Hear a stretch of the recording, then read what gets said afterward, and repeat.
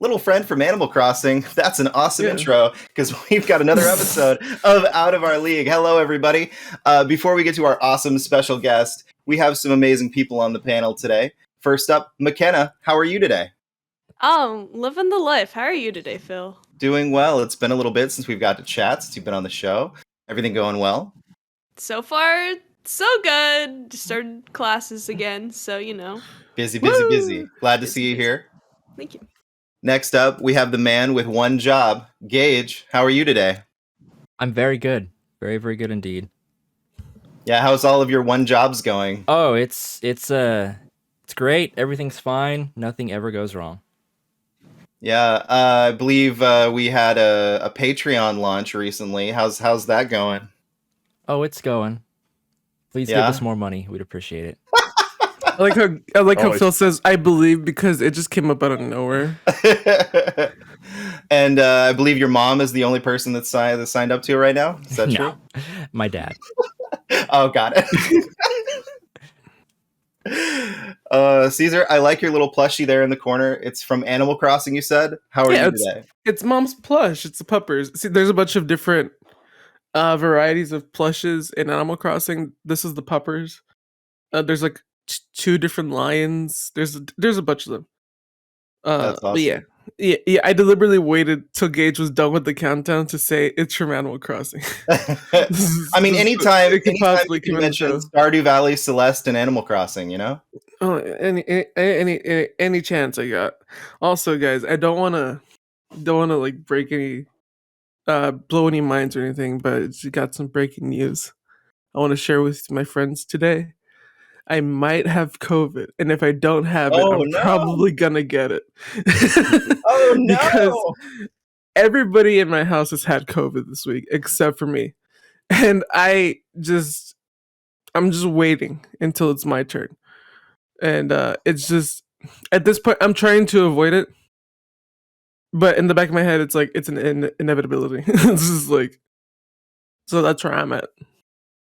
All right. Well, today's just tired, though, right? You're feeling okay other than that? I'm just sleepy. I just woke up. Okay. I'm out here rooting for you.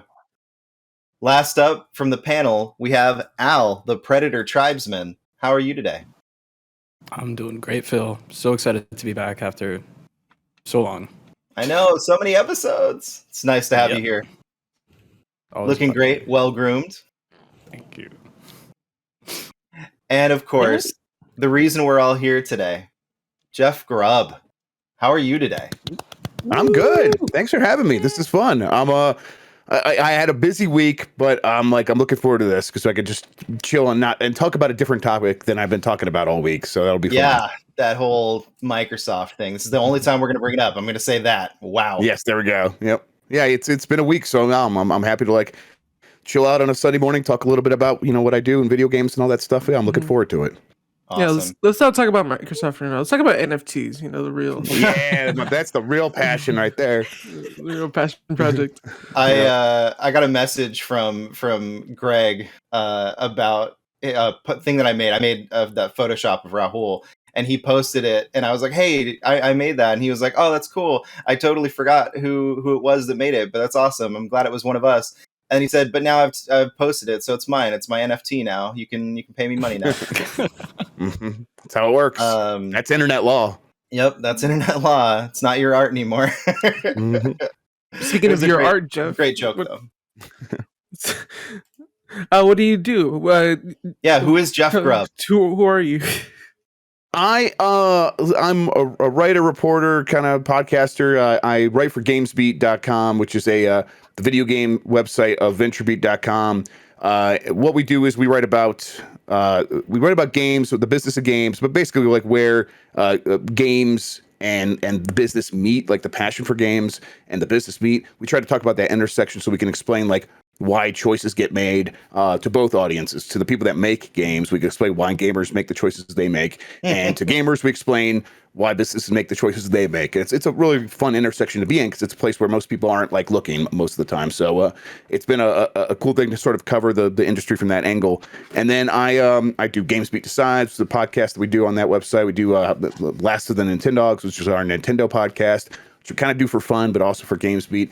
And then I do a little bit of stuff, a little bit of work for Giant Bomb. I do Grub Snacks on Thursdays there, which is a show where I kind of go deep into the industry, what's happening, try to bring some fun news each week and stuff like that. Try to get a few scoops and stuff, and then I just answer questions the rest of the time. It's a real fun talk show that I've really enjoyed doing. I started that last year. We're on like episode like 31 now, so it's been going well. Other than that, though, I'm just kind of like a schmuck on the internet. I'm just a guy who's just like tweeting a lot and kind of like can't stop and being very online and all that stuff. So that's me. That's my story right there. I thought Very Online was Timur and Lucy James. Like they're the president, and yeah, they're definitely like in charge of being very online. But I'm right there behind them, saying rooting them on, saying I'm right here with you. So yeah, absolutely. He's the vice president. Yes, exactly. Or Secretary of I'm State. also a member. Yes, Secretary exactly. That's awesome. Caesar, I believe you have a community question that's related to what Jeff Grubb does. I don't know if you have it loaded yet, but it's from a very very special person. Oh, Biden? No, his name is Byron. Okay. Joe Byron. No, Joe Byron. Sup, baby? Take me out to dinner. Okay. This is from somebody at TOLKOTO. Some guy named Mike Minotti. He says, what is his coworker Mike Minotti's best quality?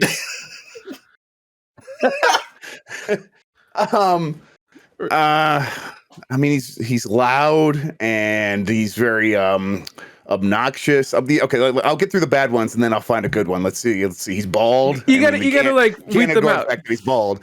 What's that? You gotta weed them out. You gotta weed them all out. Exactly. Right. Yeah, I can't even get like the he plays too much Final Fantasy 14 when he should be working.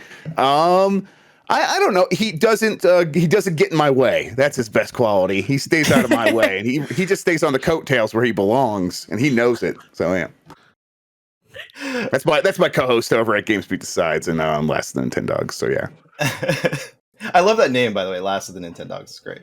Yeah, he came up with that. That's actually his best quality is naming that podcast. It was a very good name, right? like the first one he came up with, I'm like, that's it. That's perfect.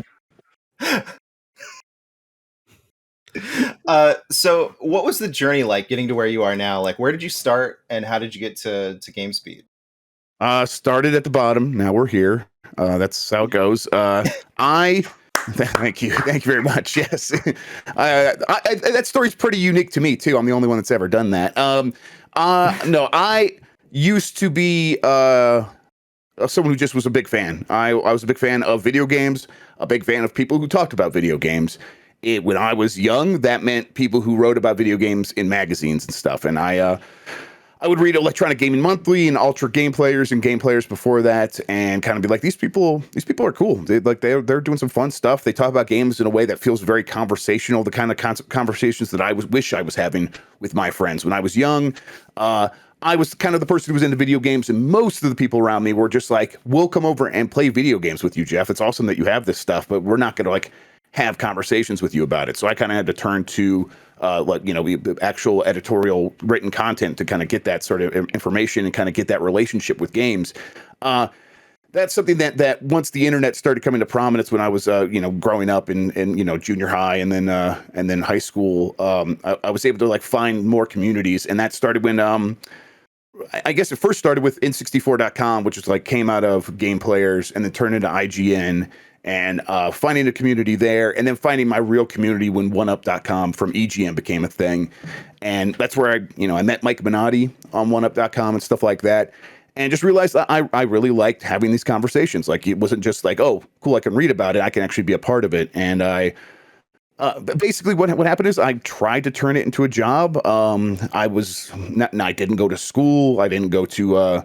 not really. I went to community college for a little bit, but I just started writing on my blog, and I took that and said, hey, maybe, especially once OneUp started to fall apart, because like in 2008, all the magazines were closing and stuff like that, and the websites were shutting down.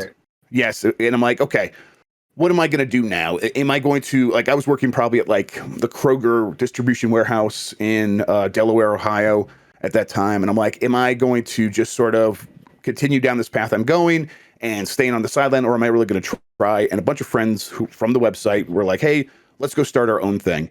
And, that didn't turn into much. It was called Forwards Compatible. We tried for a little bit, didn't turn in. We had a podcast and stuff like that. It wasn't much, but around that same time, Bitmob got started. Bitmob was a blogging platform that was started by former EGM alum Dan Shu and some of his other coworkers. And at that time, I'm like, okay, I'll start blogging there. But I was also getting pretty discouraged because I had applied to a few jobs, and there was no reason anyone would hire me.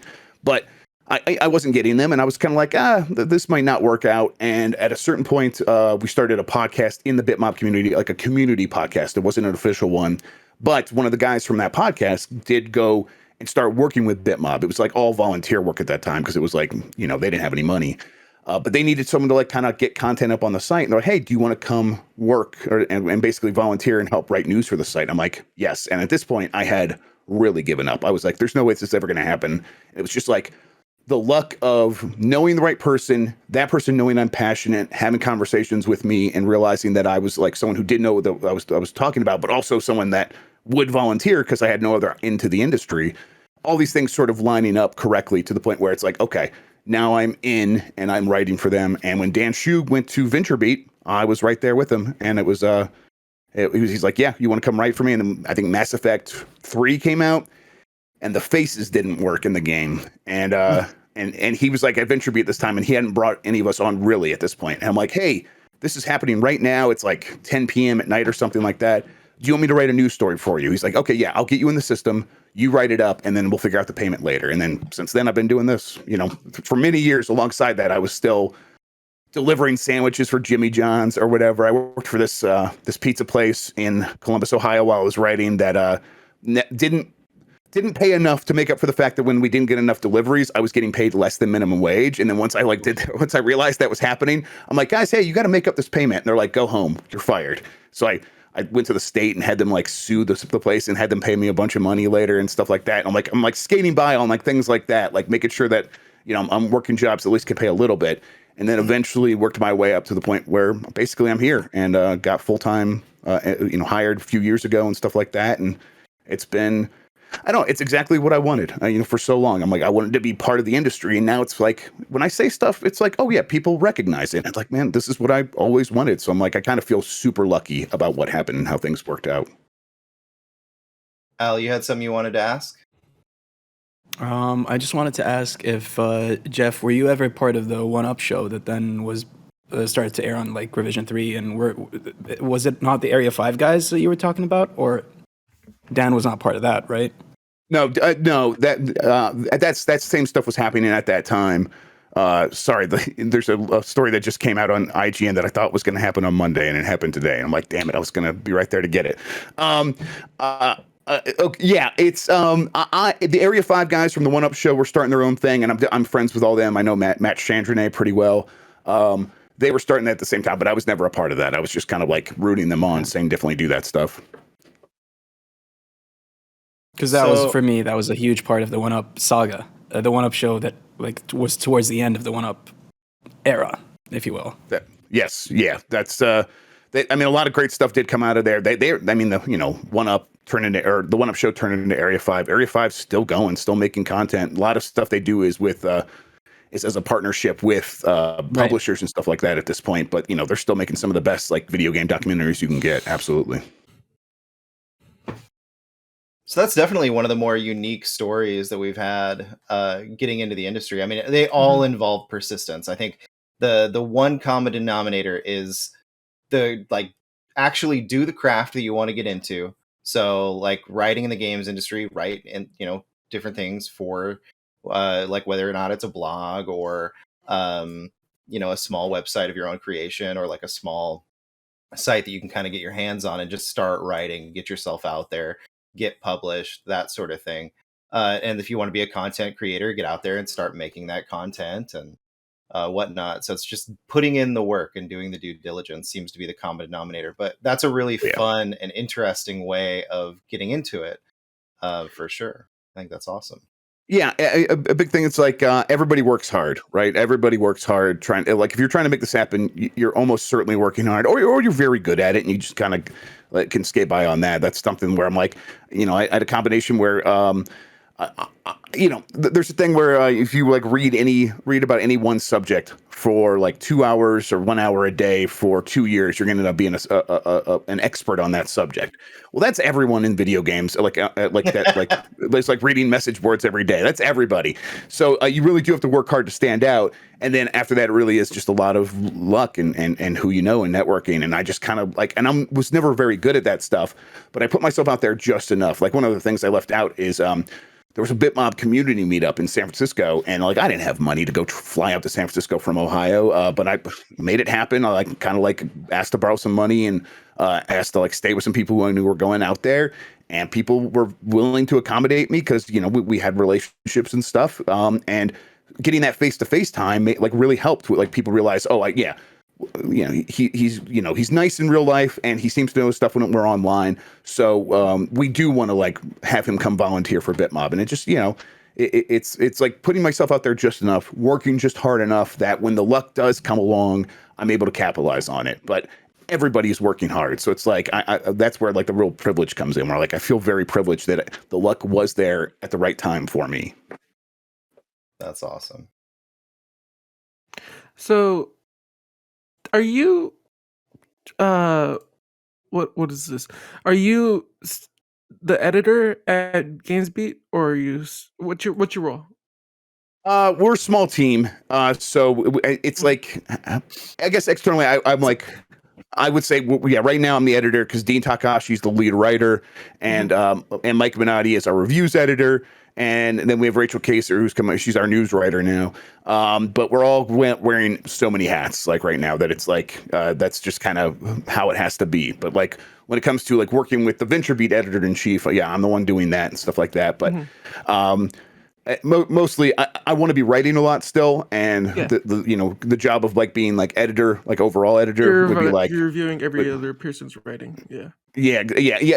Even then, it's I try to offload some of that. We have freelance editors we try to bring in stuff so I can keep writing a lot because I want to have enough content going up on the site. I want to be making sure that I'm staying on top of the stories that are happening that are important to talk about. It's just the day-to-day news writing is definitely something that's fallen by the wayside. I just don't have time for that anymore. And thankfully, we have Rachel, who's so good at that. She's just been covering it nonstop. And I've brought in some freelancers who have been very good. They know their stuff. They remind me of me. I'm like, oh yeah, this is great stuff. Not that I just want people to remind me of me and that's who I'm hiring, but I'm in terms of the way that they know their stuff, I'm okay, yeah, if I could trust you to come in and write these stories. And then when it's time for me to figure out what I'm going to put up on the site each week, it's okay, how do I move the big stories forward? That's what I want to be doing. And so it's a handful of stories each week now at this point, and that's what I focus on. Okay, I was just wondering because on the website it says you're a staff writer, and then somewhere it says you're a PC gaming editor. Yeah, those are old titles for sure. Yeah, we just haven't updated that. That's a good idea.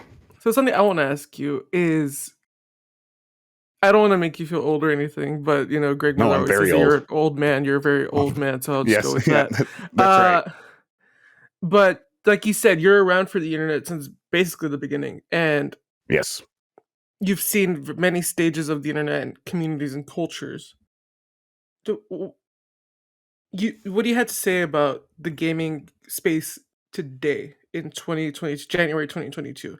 Because not that long ago recently, or we're seeing a bunch of anger and hatred and racism, and this is something that hits very close to you or the GamesBeat staff because of the Cuphead demo in 2017.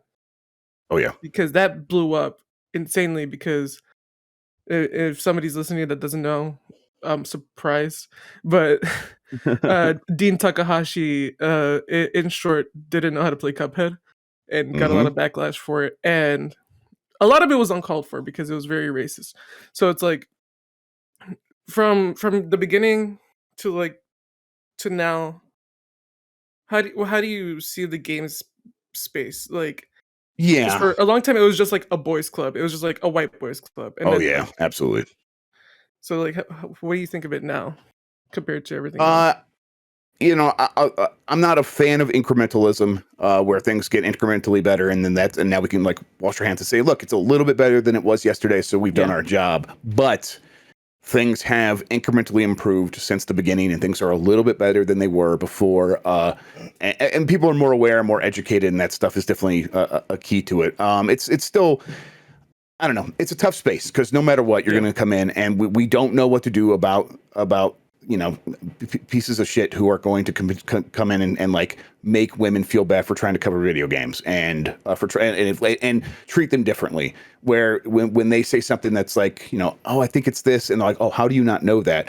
That they're going to get pounced on in a way that I just do not get pounced on. Like I get so much slack from people, and it's unbelievable. Like it's so like again, like I talked about that privilege. It's so like when you examine it, it's so obvious to me, like how much more slack I get than some of my female colleagues. I think that's, no one knows what to do about, completely eliminating that other than to try to sideline them as much as possible, really ban them. I have a Discord for our podcast and stuff called Game Mess. And our rule is pretty simple. No line stepping. Anyone that even steps up to the line, we're not talking about crossing the line. If you step up to the line, you're out. I don't want line steppers in my community. You have to be that vigilant to be like, I recognize what you think you're doing and how you think you're being cute about the way that you're treating other people. And you're like, I'm not really doing like, standing up close to me, like, hey, I'm not touching you. I'm not touching you. Like you have to treat it like that, where you don't even give them any breathing room to treat people in a way that is toxic. But at the same time, it has improved. I think there's a woman editor at Kotaku, queer woman editor at Kotaku and stuff like that. It's like, that is something that never would have happened 10 years ago, let alone at the beginning of the internet. And so it's like, it's nice to see that march of progress. But it's not enough. And it's also, I feel like it's very easy for, one of those things like what did happen with Dean to come along and to scare people off, where, Dean was standing up, having a conversation with someone, recording a video, and then we saw the video and he was bad at it and we thought it was funny. So we put it on the internet, and it turns into this lightning rod for people to treat, for people to sort of confirm their pre-held prejudice that, oh, this person shouldn't be doing this job. I actually know how to play video games. I should be doing this job. And then everything else breaks down from there. And the reality of the situation didn't matter. It just fit their pre-constructed narrative and turned into it was way bigger than it ever should have been. It was just this massive thing where I go to PAX and no one knows Jeff Grubb at PAX. But I mentioned, I work with a guy who played Cuphead bad. And then everyone waiting in line for the shuttle was like, oh, it's like, it's that kind of thing where it's like, okay, so what rises to the top? It's negativity. It is it is this sort of gatekeeping. And if you're someone who's looking to get in this business, it's very easy to look at that and be like, what's the point? All we ever hear is like, you can't get paid enough to raise a family on this stuff, and yet have to put up with all that. Things need to improve. I definitely, but at the same time, they have gotten better since that early internet. So it's like, maybe they will continue to get better. I just don't want to rely on that. I want to keep pushing it forward as much as we can. Yeah, it feels like in some ways it's gotten better and in some ways it's gotten worse, because the more diverse everything gets, the more hatred starts to pour out. And it's a good thing in the sense that we can start to cull that herd and get rid of all that toxicity. But yeah, it seems like there's so much more of it than there used to be. I mean, there's always been people hating on people the way people play video games. I mean, I remember back when GameSpot was doing the first plays, back in forever ago, to like early 2000s. And they would be playing Devil May Cry 3 for the first time, and they'd be bad at it because, no one's played Devil May Cry 3 and they're the first ones to record themselves doing it. And everyone in the comments is like, wow, I can't believe they're so bad at this game. It's like, okay, you take your first half an hour with a video game and just put yourself on record and go play, please. I want to see that too. Yeah, I get that the idea of the criticism or the skepticism of the media elite and stuff like that. And when there's any sort of crack in that perception, they jump on it. But it's like, we're just people just doing a job. It doesn't it's not worth all of this response. And the thing with the way that people, the way it gets worse as more diversity comes in, there's this idea of when a child if like when you ask a child to stop doing something they want to do, like they throw a fit. Well, it turns out like that's like true across like a society as well. When you ask society to stop doing something that they're used to, or you ask them to change, they're like physiologically, like their bodies throw a tantrum against this idea so that they get the attention they want, so that they can get what they want. And it's so hard to navigate past that, to get over that hurdle, this like extinction event hurdle, where it's like if you're trying to put something out, if you're trying to extinguish a behavior, and that behavior lashes out at the last second and becomes even worse, it's very hard to ignore it, which is apparently what you're supposed to do to get past it. It's like, don't feed the trolls, but even then, it's like there's always going to be some feedback that they're going to be able to find to keep going. So like, how do we ever get past that? I don't know. It feels like something it feels like one of those fires that like burns in a pit, like forever. Like you like someone like lit a fire in a cave, and it's like, okay, that'll burn out in a day. And it's like 25 years later, it's still burning. It's something you just kind of have to deal with and like contain and put it in a box and check on it and make sure it doesn't spread. And it's just going to live with us forever. And we got to find ways to contain it and be very vigilant about it. Absolutely. So, McKenna, before we get too far away from how Jeff Grubb got his start, I know you have a community question that kind of revolves around something we've talked about a little bit. But Okay. I think I know which one it is. Yeah, Phil, with these vagaries with these questions. Please like- stop me if I'm reading the wrong question. Okay. We'll go with this one. Normie at NJ Pinker asks how did you get into writing, and who gave you a shot at a new career? Yeah, so I answered that a little bit, but really, there's a couple people that like I would really highlight there. I mean, Dan Shu obviously kind of helped it. Like Brett Bates, who I think is still over at not Fanbyte, but what's the big fandom, like the big fandom website that like has all the wikis and stuff. I think he's still there. Back then, he was also at Bitmob, and he called me up and was just like, "Hey, you want to come do this for like 2-3 days a week and write about stuff?" And I was like, I remember having that like at that point like real low confidence in myself, and yeah, he called me up and said, yeah, well, let's do this. And then later, like Dan, really, there was like multiple times where people like Dan Shu or my editor Jason Wilson for a long time would just bail me out. I would make a mistake and they would bail me out, or they would say people make mistakes and you should come back and not just like beat yourself up and stuff like that. I remember one time I fell for an April Fool's joke that Adam Boyes, who was at that point I basically the story was that the joke was they sent a press release saying Adam Boyes was going to be the new CEO of EA, and I just rushed to do it. It was March 31st, and I rushed to do it real fast and posted it, and I just remember like immediately realizing, wait, I need to check on something, and then going on Twitter and being like, and seeing Jason Schreier being like, some people fell for a joke. And I'm like, oh fuck. And then so I'm like, and so I went and I tried to. Wait, was it a time zone thing? Huh? Was it like a time zone thing? Was it like this was sent like at midnight or something? No, it was. I mean, it was the evening of March 31st, so maybe it was April 1st somewhere in the world. But yeah, but I mean, people were just still not cool. I mean, it's totally. And at this point, like I do a podcast over at Giant Bomb. I'm almost positive the April Fool's person was like a community member at Giant Bomb, because that's the only people that cared about Adam Boyce at that time. So I'm like, I hope someday I find out who did it. Just like, listen, it was fine. It was my fault for falling for it. Like I never should have done that, but I did it. And Dan Shu, who's been a long time editor, just kind of he's like, listen, yeah, you messed up. Like we could talk about that, but we'll apologize. We'll get the story clarified. We'll take it off of social media. We'll leave it up and let people see the correction and everything like that. And I'm like, kind of giving that, always have that forgiveness ready to go from those guys was always so important, because we were writing so fast and writing so much that it was like it was easy to make mistakes, but you're not supposed to make mistakes. So it's like when you did, it felt like the end of the world, and a little bit it could have been, but with that kind of leadership, it was very nice to be like, okay, they are still going to let me keep my shot, and that was very nice. That's so funny, because I feel like if somebody made a mistake like reporting on a April Fool's joke nowadays, like seriously, the outlet would probably just be like, LOL, oops, and then that's it. Like I feel like that's just like the state of the industry right now. Yep. Yeah, a little bit. Uh, oh, I had a question, but I forgot what it was. No. No. That's why you Oh. write it down. No, I got it, and I don't have to write it down. No, I'm kidding. Speaking of writing it down, so was it this week or last week that you reported on E3? That was last week that we had a little bit of stuff on E3. Yeah.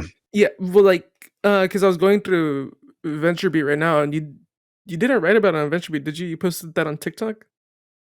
Oh yes, that thing. Yes, yeah, I did that on TikTok. Yeah, that was like, I think Dean Takahashi like had the story originally. So like he's the one that did the original report about what was happening with E3. And so I'm like, yeah, I'm like I want to start a game mess sort of TikTok thing where I do some updates on there. It's fun, and I think on there I was just like, oh, and it's the digital event might not even happen. And then people were like, the digital event is not happening. Jeff Grubb said, I'm like, okay, everybody, wow, chill out. All right, chill out. You just said might. No, because I was wondering, like, because I didn't see that you wrote it, but Dean wrote it. Okay, because I was going to ask you, how do you choose what you write and what you don't write about? Yeah, it's tough. We do have some sort of specializations among us. If there's anything to do with like retro stuff at all, like Mike's very good at that. If it's sort of having to do with investment and where like mergers and acquisitions, Dean Takahashi usually handles that stuff. I try to have a pretty broad reach, but it's mostly if this story is going to affect. If this story has any aspect where it's like, what is happening here? That's where I really want to be. I want to be able to go in there and explain what is happening to people. And usually that has to do with core game publishers making big choices about what they're doing and then explaining that by, coming up, like doing some research, doing some reporting and things like that. But that can be different every day. And that's the thing about the gaming industry. And something we tell, like the VB side, when they're like, hey, we want you to kind of choose some areas of focus. And we're like, it's really hard to do that in gaming because the next big thing is going to come out of nowhere. Like no one knows what the next big thing really is going to be. People are guessing right now, metaverse and NFTs, and I highly doubt that's going to be what it is. It's going to be some other big surprise that no one knows. And so you kind of have to be on the forefront, on your toes, willing to cover new stuff. And any one of those things could be the next massive thing. Like no one knew that like PUBG and Battle Royale were going to be the next big thing in 2016. It took some time to realize that, but we were right there covering it and able to explain it to the business side, able to explain it to gamers. And so that's like kind of where I want to be. That's how I kind of try to choose what I'm writing about. Mm-hmm. Fascinating that you bring up the Battle Royale PUBG thing because I've been sitting on this question. I've been wanting to send it to KFGD, but here we go. It's going to be out of left field. I don't know. I just want to hear your take on it. Sure, yeah. When does your IP, your game mechanic that you designed yourself, become a genre that anyone else can take and use? Yeah. So I have a kind of a stock answer to this, and it's because I think it's pretty clever and cute. There was one video game in the beginning, and it was called Space War. In like 1960s, a guy at MIT designed it to run on an oscilloscope, and then in the early 1970s through 1970s, video game became video games plural. And those games were clones of Space War. It was Computer Space, and I can't remember the name of the other one. Galaxy War or something like that. It was basically like the original Asteroid, right? Yeah, it's very similar to Asteroids. Yes, there's a black hole in the middle and stuff like that. But the very first video games, literally, when it went from 1 to 2, and you could use the plural of video games, they were clones right away. That's what this industry has always been. You could still try to patent some of these ideas that you have in games. We've seen some companies actually successfully do that. I think for the most part, most people, even people who come up with the ideas, frown on that. They're like, it's kind of not what gaming's about. Gaming is like, trying to put a patent on an idea of a mechanic is sort of, it's looked at as a sort of gaudy or something like that. Like, yeah, we should be able to share these ideas and build on them. And we got better games because we had a whole genre called Doom clones. Like Doom clones, like just kept getting better and better until the point where it's like, oh, now it's first-person shooters and it's its own thing. But right away, people were working on Doom clones, and even Doom was just the follow-up to Wolfenstein 3D and stuff like that. So, my answer to that would be right away. As soon as it exists, it is a thing where you can turn it into a genre if you so choose. But it is still a weird thing, especially these days, because back then it was a guy in his garage like playing a game, be like, oh, I'm gonna make another one of those, and that was like, yeah, that makes sense. That's the way it should work. Now it's some guys, in another country, kind of working with a little bit of money, coming up with an idea, and then the biggest corporations in America are going to come in there and put it in their video game, which is already a giant success, and we see that with Fortnite kind of repeatedly. And then to use the leverage of like you're using our engine, so you can't really say shit about that. And we've helped you like work on stuff before, so we might have some extra knowledge about the way you're making these things work. Yeah, it's not. I don't feel good about it, and especially in situations like that. But it's also I don't necessarily know if we should try to eliminate it or police it, because also we want people to be able to use other people's mechanical ideas in video games. It makes for better video games in the end. This is because there wouldn't be platformers if it wasn't for Miyamoto, by that logic. Right. Yeah. You want it to be a genre. You want people to riff on the idea. Absolutely. Like, there's literally a whole genre. There's literally a whole genre based on 2 games, like Metroidvania. Yep. That didn't stop Nintendo. With we want more. Like there will definitely be situations where these companies like try to sue each other and stuff like that. And but for the most part, like I think they're going to recognize that this is just how the creativity works in this industry. And as far as gamers should be concerned, in the end, it usually means we get better games.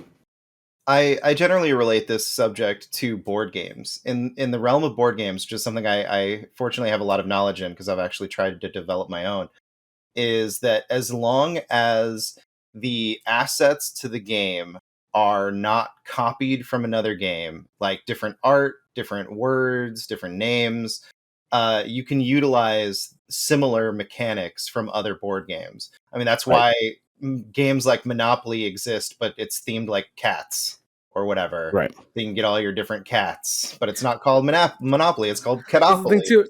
Monopoly stole its idea too. Yeah. From a woman in like the Midwest. Right. Yeah, I mean, take your Monopoly game and turn it into Clue, just in the same, and like drop your original plan for your game, just to capitalize on what the other guy's doing. Like that's weird. I would think. Yeah, but it's like you also want to like. You want someone to be like, take the Monopoly board, right? And say, oh, let's create our own rules to this and kind of have this fundamental thing like, okay, we're looking at the Monopoly board. How can we make this more fun for us?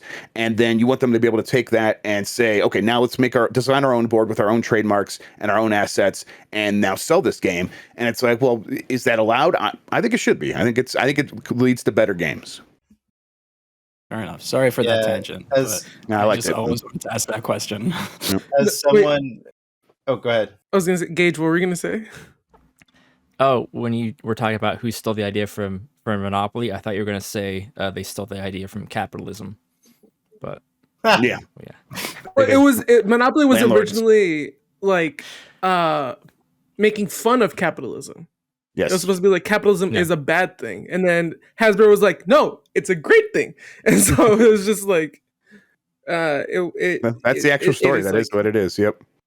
Because if you look at most games, they're like Wordle right now. Like there's a lot of hubbub about like someone stealing like Wordle and putting it on the App Store and stuff like that. But if you look at Wordle's history, like there are obvious things that Wordle comes from, Mastermind and the game show Lingo and stuff like that. Yeah, I mean like Scrabble and Boggle and stuff like that. But yeah, there are games that play almost exactly like Wordle, but still like people would get very upset like you can't steal from Wordle. And really what they mean is don't make a game that looks exactly like Wordle. That's what we want. Like you could take the mechanics, take the ideas, but don't make something that is trying to be Wordle. If you at least separate yourself out that much, usually you'll be okay. Unless your name is Gary Whitta and Loodle is a completely original idea, though. Yeah, see that's parody, and so you can totally get away with it. Then, as long as it's parody, you're all right. Yeah. I do the porn like version of Wordle. Yeah, exactly.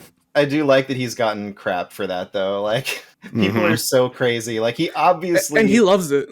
Him, Adam, and Leah obviously designed that as a joke, on Wordle, and they aped everything, even the colors to the letters when you get them right or wrong in colorblind mode and everything.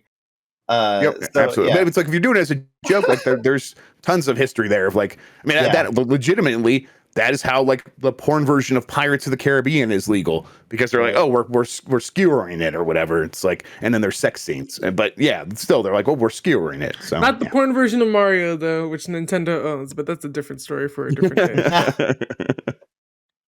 Yeah, Weird Al, great stuff. No, what? Weird Al parodies. There's a bit of a Weird Al Okay. actually licenses songs though. Weird Al No, actually. I know Weird Al licenses them. Yankovic. I was like, he's not in the Mario porn. What are you talking about? No, Yeah, there's there was- Weird Al porn. That was my point. Oh, There you yeah. go. Yeah, but Weird Al doesn't only rely on parody law, like you were saying. he has Jeff. his own songs. Like he actually licenses his music. Yeah. Yeah. Like He goes licenses seeks his out the music, he artists. does his own stuff, and yeah, that's the biggest thing is he doesn't make anything without getting permission to do so first, which I really respect, and I think that's really cool. But it's still amazing that it exists. We're not talking about those YouTube guys who randomly, make YouTube video parodies of all these different songs. We're not talking about them. Meanwhile, Jeff's out here making original ideas like Jeffy Grubb's Games Mess. That's right. Summer Games Mess. All original. You've never heard anything like it. It doesn't even like rhyme or sort of rhyme with another event or anything like that. No, I'm protected by parody law. Damn it. That's right. I'm parodying Jeff Keighley.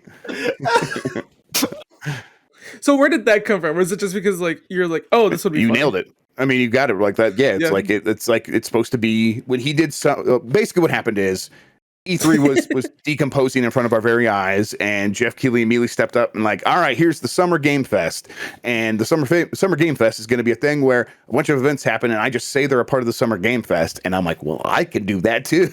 So I'm like, Jeff Grubb's Summer Game Mess, and it's going to be sort of tracking everything. And the one thing with Keighley is if someone explicitly asks him not to put their thing into the Game Fest, like Nintendo and Xbox did their thing as part of E3. He couldn't really say those were part of Summer Game Fest, and so it's like he would have his calendar and it wouldn't have like some big events because like he's trying to keep relationships with these companies because he's not really doing journalism. I was just doing it as like a journalistic exercise of saying, let's try to keep track of what's happening here. And when it's journalism, I don't have to get permission. I'm a journalist. F you. I'm just going to say the truth of what's happening. Here are the facts, and it's like. So I could create a more comprehensive list because it's like, that's just the way it works. And people really appreciated that. And it was a kind of a thing where we would also be able to get a handful of things early and get some scoops about like when some events were happening. So people were coming to the list to try to say, okay, I'm wondering when we're going to hear about a Nintendo Direct or the state of play that's going to happen or something like that. I'm like, I think it's going to happen around here. We're going to put it on the list. If things move, we'll move them. But people really like keeping track of that stuff with me. So it's been a kind of a fun thing, an exercise in branding that I've never been good at. And it just sort of fell in my lap, and it was totally just like riffing on someone else's idea, which is like, half the battle right there. So, yeah, it's a fun thing. I intend to keep it going this year. I'm going to try to expand it. Like you mentioned, I'm going to do that. I'm doing some TikToks and stuff that are going to be based on it. I don't know how to TikTok. I'm 38 years old. I'm going to die any minute now. So I got to try to do TikTok before then. So like, yeah, but it's been a lot of fun. Wait, is it fair for Greg to call you an old man when you guys are practically the same age? That doesn't seem fair. I don't think it's fair anymore because now he has a kid. But when I had 2 kids, it was definitely like a mileage scenario where, like, Indiana Jones, it's like, it's not about the years, it's the mileage. And I was definitely being like, I was getting grays, like my hair's going from black to white and stuff like that. But now he's got a kid. Yeah, I don't think it's fair anymore. And he hasn't done it much since then. So I think he recognizes, like, he's like falling apart too. Oh yeah. But not just like everybody else is calling you old. Yeah, oh yeah, totally. Yeah, oh yeah. And it's weird to like go from like, I remember like being young in this industry or being young, like working at like FedEx when I was 20 or whatever, and looking around and seeing like all these like 35-year-old people and be like, man, they're all really old. And now I'm like almost 40. And it's like, yeah, no, this is being old. I mean, I feel like I'm like on the cusp of like several midlife crises and stuff like that. I'm buying way too many handhelds to like fill a hole in my heart. So I'm definitely getting up there. Like I recognize that. So one thing that I'd really like to know is, how does it feel to be someone in the industry that can say something and have it be completely misconstrued and blown out into a complete article? For example, there's going to be no digital E3 this year. Yeah, exactly. Not at all. Or the thing about Forza. I mean, that's such a good example. Remind me, because I say a lot of stuff. What happened with Forza? Oh, it was just Jeff Grubb says, new Forza out this year, set in Mexico or something like that. And it was like really early on in the year, and everybody Right. just rolled with it, and obviously it ended up, being true. This is like what you're describing. Like you guys have described both ends of the spectrum, and how it's all my fault when it comes down to it. It's like, because I do like to tease things. It's fun. It's video games. It should be fun. We should be able to like joke around about it. We should be able to like, oh yeah, there's something here. I'm not going to just spoil it straight up, but here is Forza and the Mexican flag emoji or whatever. Yeah, I'll do that. And so when I say something like in a TikTok, oh yeah, and it's E3 is canceled and probably no digital E3 as well, and then people are like, headlines, Jeff Grubb doing. I'm like, oh okay. You guys, I didn't say that. Like, why are you guys going crazy? And it's because I've teased things before, so it's all my fault. Baby. Yeah, it's like, I get it. I understand what business we're in, but it is weird, and it's very hard to get used to. It's like, I just sort of have to. I treat Twitter and a lot of things like mental exhaust fumes. Like I'm thinking something, I want to just get it out of my head, so I'm just going to shoot it onto Twitter. And if people don't like it and they want to unfollow me because of it, like please do. This is not about our relationship. This is about me getting ideas out of my brain, and I'm not going to be. A lot of times I'm just going to like, hey, I'm going to talk about the Detroit Red Wings, hockey, like not even like other sports that people like. I'm talking about hockey. Just I have to. I got to get this stuff out of my brain. And it's very hard for me to turn that off or to change or to treat that in a different way. And I just don't. I'm not going to. So it's your Twitter account, like it's your personal space. Yeah, exactly. And I think other people's Twitter accounts are theirs. And if they don't want to see me in their feed, I'm like totally respect them not wanting to see that stuff in their feed. It's totally fine. But that means like I'm just gonna kind of be me, and I'm not ever. And be me does not involve thinking about how something I might say will be construed. Like I've never done that. For years and years, I was able to just tweet whatever, and no one cared. No one cared. So it was. So now that people do, it's very hard to like look at it through that lens of like, okay, I'm gonna put this out there, and some people are going to read it this way. Now, I try to do that. But it's very, very difficult. And most of the time, that's like a skill set that I just never grew. So it's like it's not turned on naturally. It's something I have to like actively activate. And yeah, so it continues to be very weird. It's something I've never gotten used to. I doubt I'll ever totally get used to it. I think the state of journalism as a whole right now with the internet is really interesting. Not to bring up the Rahul Kohli Photoshop again, but it was really interesting when I made that and he retweeted it and it blew up. And somebody asked me if they could write an article about it, and like, hey, what was the context behind this, whatever. And we had a really good rapport, and she actually got like the details, did great job, and there's a great article up on the Mary Sue about it. But then I did like a follow-up version where I put Samara Weaving next to Rahul Kohli in that one, and it was like comic.com or something like that, just pulled Comic book movies. Yeah, something like that. Yeah. And they like pulled their own narrative for it. They just wrote their own narrative, like fan makes thing. And I was like, dude, that's not even the reason. I made the original tweet for his birthday. Like, if they would have asked you, would you have responded? Like, if they would have DM'd you or whatever, would you have like given them an answer and gave them a quote and explained what happened? No, Phil's too pretentious. Absolutely. For that. He's too full of himself.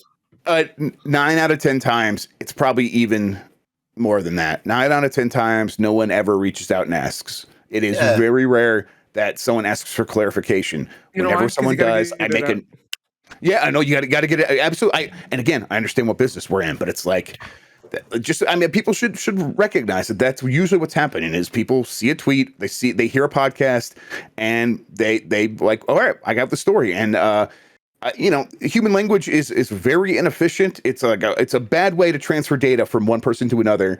And especially like in a live podcast, like where like that we do on GamesBeat, where it's like, we're just going to talk about stuff, and people are going to ask us questions that we didn't know they were going to ask before the show, and we're going to do our best to answer it. And then suddenly that turns into a news story. It's I think most of the time it would behoove everyone involved to just DM me. I'm always on Twitter. You could just ask, and I'll try to get back to you. But it almost never happens. So yeah, it's frustrating. It's even worse in text form. My friend posted a Photoshop that was talking about like the casting of a certain character, and a bunch of people retweeted it.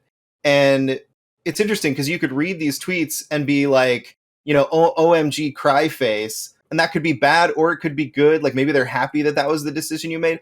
It's so hard to know. Maybe they don't like the casting, maybe they don't like the Photoshop, maybe they do. Like it's such an interesting medium for sure, because you don't get as bad as like just regular human language can be. The written form of it has no context behind it. Yep. Yeah, it's so easy to take that stuff. And so when I usually though in writing though, I try to be a little bit more careful. Like if it's anything for the game mess or excuse me, or if it's for, like on the website and stuff like that, I try to be a little bit more deliberate and have editors look at it and stuff like that, and like have like Mike come take a look and stuff. But even then, that stuff can often get taken out. And I would, anyone listening, if you're ever in this situation, if you're up and coming, if you're like trying to get started in this industry and like you want to get recognized, a good way is like, hey, if someone says something and you're going to like parrot it on your website or like whatever website you're writing for, reach out to the person who said it. And I notice when people do that, like I know, like it's so rare that I'm going to notice when you do it. And I'm going to like add you to a mental list of people who are like, oh, this is a responsible person who like wants to get things right. And if their name ever pops up in front of me again, I'm going to recognize it. So yeah, I would really highly recommend doing that as much as possible. Kind of on that note, before we get too far out of the journalism, integrity, and stuff like that talk, we got a question from @thisisdell on Twitter who asks, how did you get your start in investigative journalism? Obviously, we've kind of covered some of that, but this follow-ups are, how do you build up the contacts and how do you build trust with them? Yeah, it's there's no good answer there. There's a lot of luck, a lot of relationships that I've had for a long time where people just happen to be in the right position and they are close enough to me that that they trust me, and they're the type of person that wants to get that information out. I got started mostly because I was like a lot of people, I think a lot of people view investigative journalism as one thing, and it is what like Jason Schreier's doing with saying like, here's what's happening inside studios that are troubled. And I was like, yeah, I want to do that too. Like that sounds like I want to be like, tell the human stories of what's happening here. But most people who are in that situation know there's a person they can go talk to already. And it's a space dominated by Jason. So it's like, I don't even try to really do that anymore. And I was like, yeah, I will try to find another niche for myself. And I looked around and I did some stories about like, okay, here's what's happening with a game that's coming out soon. And it didn't get it. Like early on, it was like a Battlefield game, Battlefield 5 or whatever.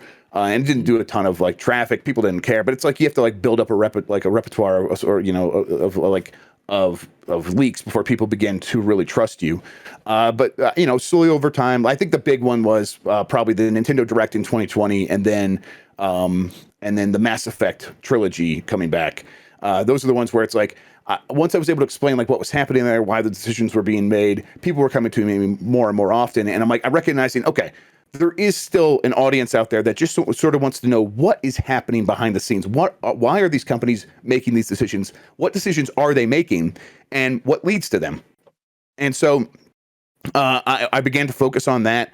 And at that point, it was like you start to get a lot of DMs or people giving you information that they've heard secondhand, a lot of bogus stuff, a lot of stuff that's really hard to track down. And so what you do is, if you do happen to like have relationships with a person who has moved on and gotten a good position, what you do is you try to say, hey, look, is there anybody else out there? You try to build up that lineup, that roster of people that know their stuff, and you don't necessarily have to like get all your information from just a handful of people that are like solid sources.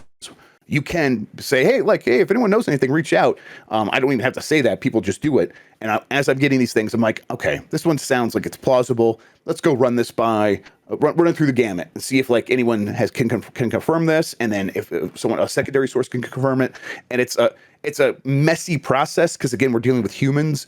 But it's one where it's like, it's very frustrating because you can hear a lot of stuff that's like, okay, I can't confirm this. I can't talk about it. And then later it gets confirmed. It's like, oh, okay, well, I guess I did hear about that. But you can't go out there with something unless you know, or at least have a very good idea.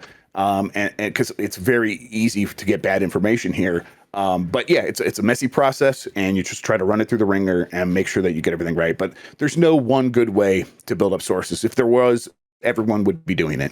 I feel like I kind of lucked out. And I've said this on Grub Snacks before. The people that usually want to talk and the people that want to get the information out are people who feel frustrated by the way the game companies hide so much about what they're doing and the decisions that they're making. And they want gamers to understand. I think there's a certain type of person. I think I'm this type of person where it's just like, I'm desperate for other people to understand what's actually happening. I think like when I see like a beef on Twitter and people are misunderstanding, I'm like, I want to get involved and be like, no, you guys are just misunderstanding each other. Like that's who I am. And I think there's people like that at these companies. And I try to make myself a secure, open ear for them. And it just so happened that I was in the right place, right time for a lot of that. Awesome. So if you ever hear anything about Dragon's Dogma 2, let me know, please. Yeah, for sure. That hack is there. It says it's coming, so I'm believing. I believe. I'll believe it when I see it. Fair enough. I can't stomach any more, disappointment with franchises that I love. I understand. Wait, Jeff. What are your thoughts on Dragon's Dogma? I've played a little bit of Dragon's Dogma 1. I intend to go back to it, but I've never played enough of it to really have a full form thoughts on it. I didn't play it at the time, but I have it on the Switch and on PC now, and I'm like, I started on the Switch, and the performance wasn't just quite enough for me, so I'm like, I'll just go play it on PC, and I haven't done that yet. Maybe it'll be the first game I play on my Steam Deck. How about that? Go for it. Yeah, there we go. Yeah, do it for me. It's so good. I love that game so much. Yeah. Speaking of like how we were Al brought up that question about like game mechanics and stuff like that. Dragon's Dogma has the pawn system that I wish that system existed in other games. Being able to have that kind of persistent party that is connected with the online account is just one of the coolest things I've ever being able to like. Yeah, I remember. God, when did that game come out? Because I'm listening. I remember podcasts talking about that game. I think it originally came out like 2012 or 2011 or something like that. Okay, all right. So then it must have been like Justin McElroy, like on the Besties or something. I remember talking about having his pawn and sharing it with other people and like naming it Special Boy and like I'm gonna send you my Special Boy, and then other people playing with Justin McElroy's Special Boy, and I'm like, that story really stuck with me. So that's a good system. Hey, we don't make faces at Justin McElroy's Special Boy, all right? This is a special little guy. Yeah, he's a special little guy. You called that. So do you miss any of that? Do you miss talking about the game as opposed to talking about the news and what's going on around you? A little bit, but I try to I try to do as much as I can, and a lot of times sometimes we do talk about the games, but I find conversations about other people playing games very rarely do they register with me. That's probably just my ADHD and struggling to listen to people and pay attention and build a picture in my head of what they're talking about. But if they're enthusiastic about it and they're very into it, or they hate it, the opposite there, I'm like, okay, I will definitely register that stuff. But personally, the conversations other people have about playing games sound a lot about like a person telling a story about their dreams. It's like, okay, this doesn't involve me too much. I know that you have this opinion about this game and I recognize that, but there's a good chance my relationship to it is going to be very different than yours. So I can only I'm only going to file away so much of what you're saying.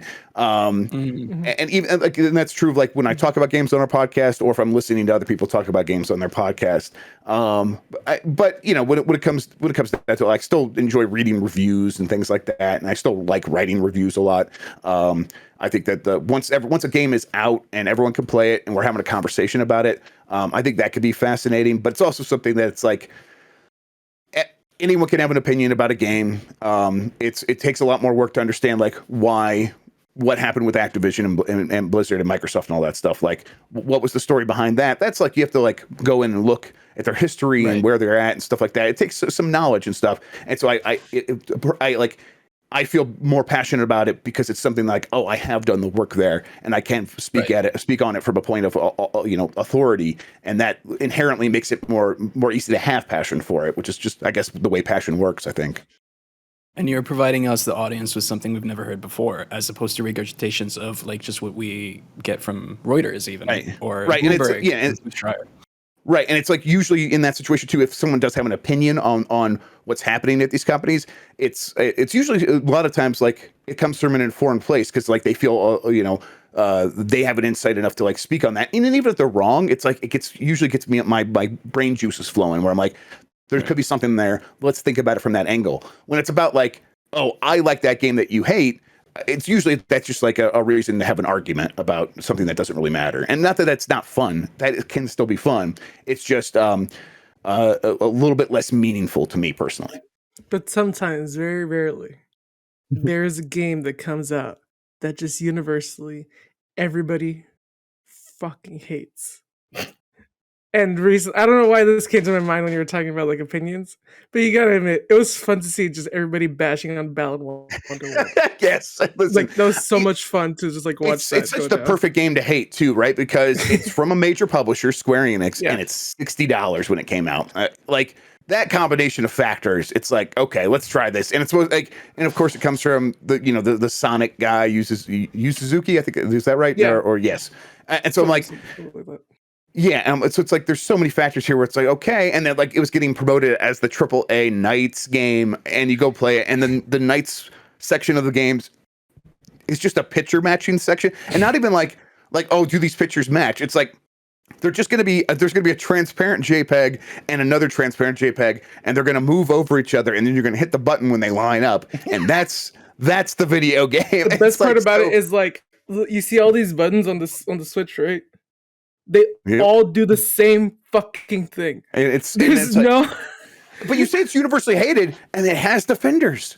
Like this, this is the thing where I'm like, I'm as a defender right here. Now, this is the first time I hear of this game. Just because it's Yu Suzuki, Knights, and Sonic, I'm already a defender. I've never seen this game before.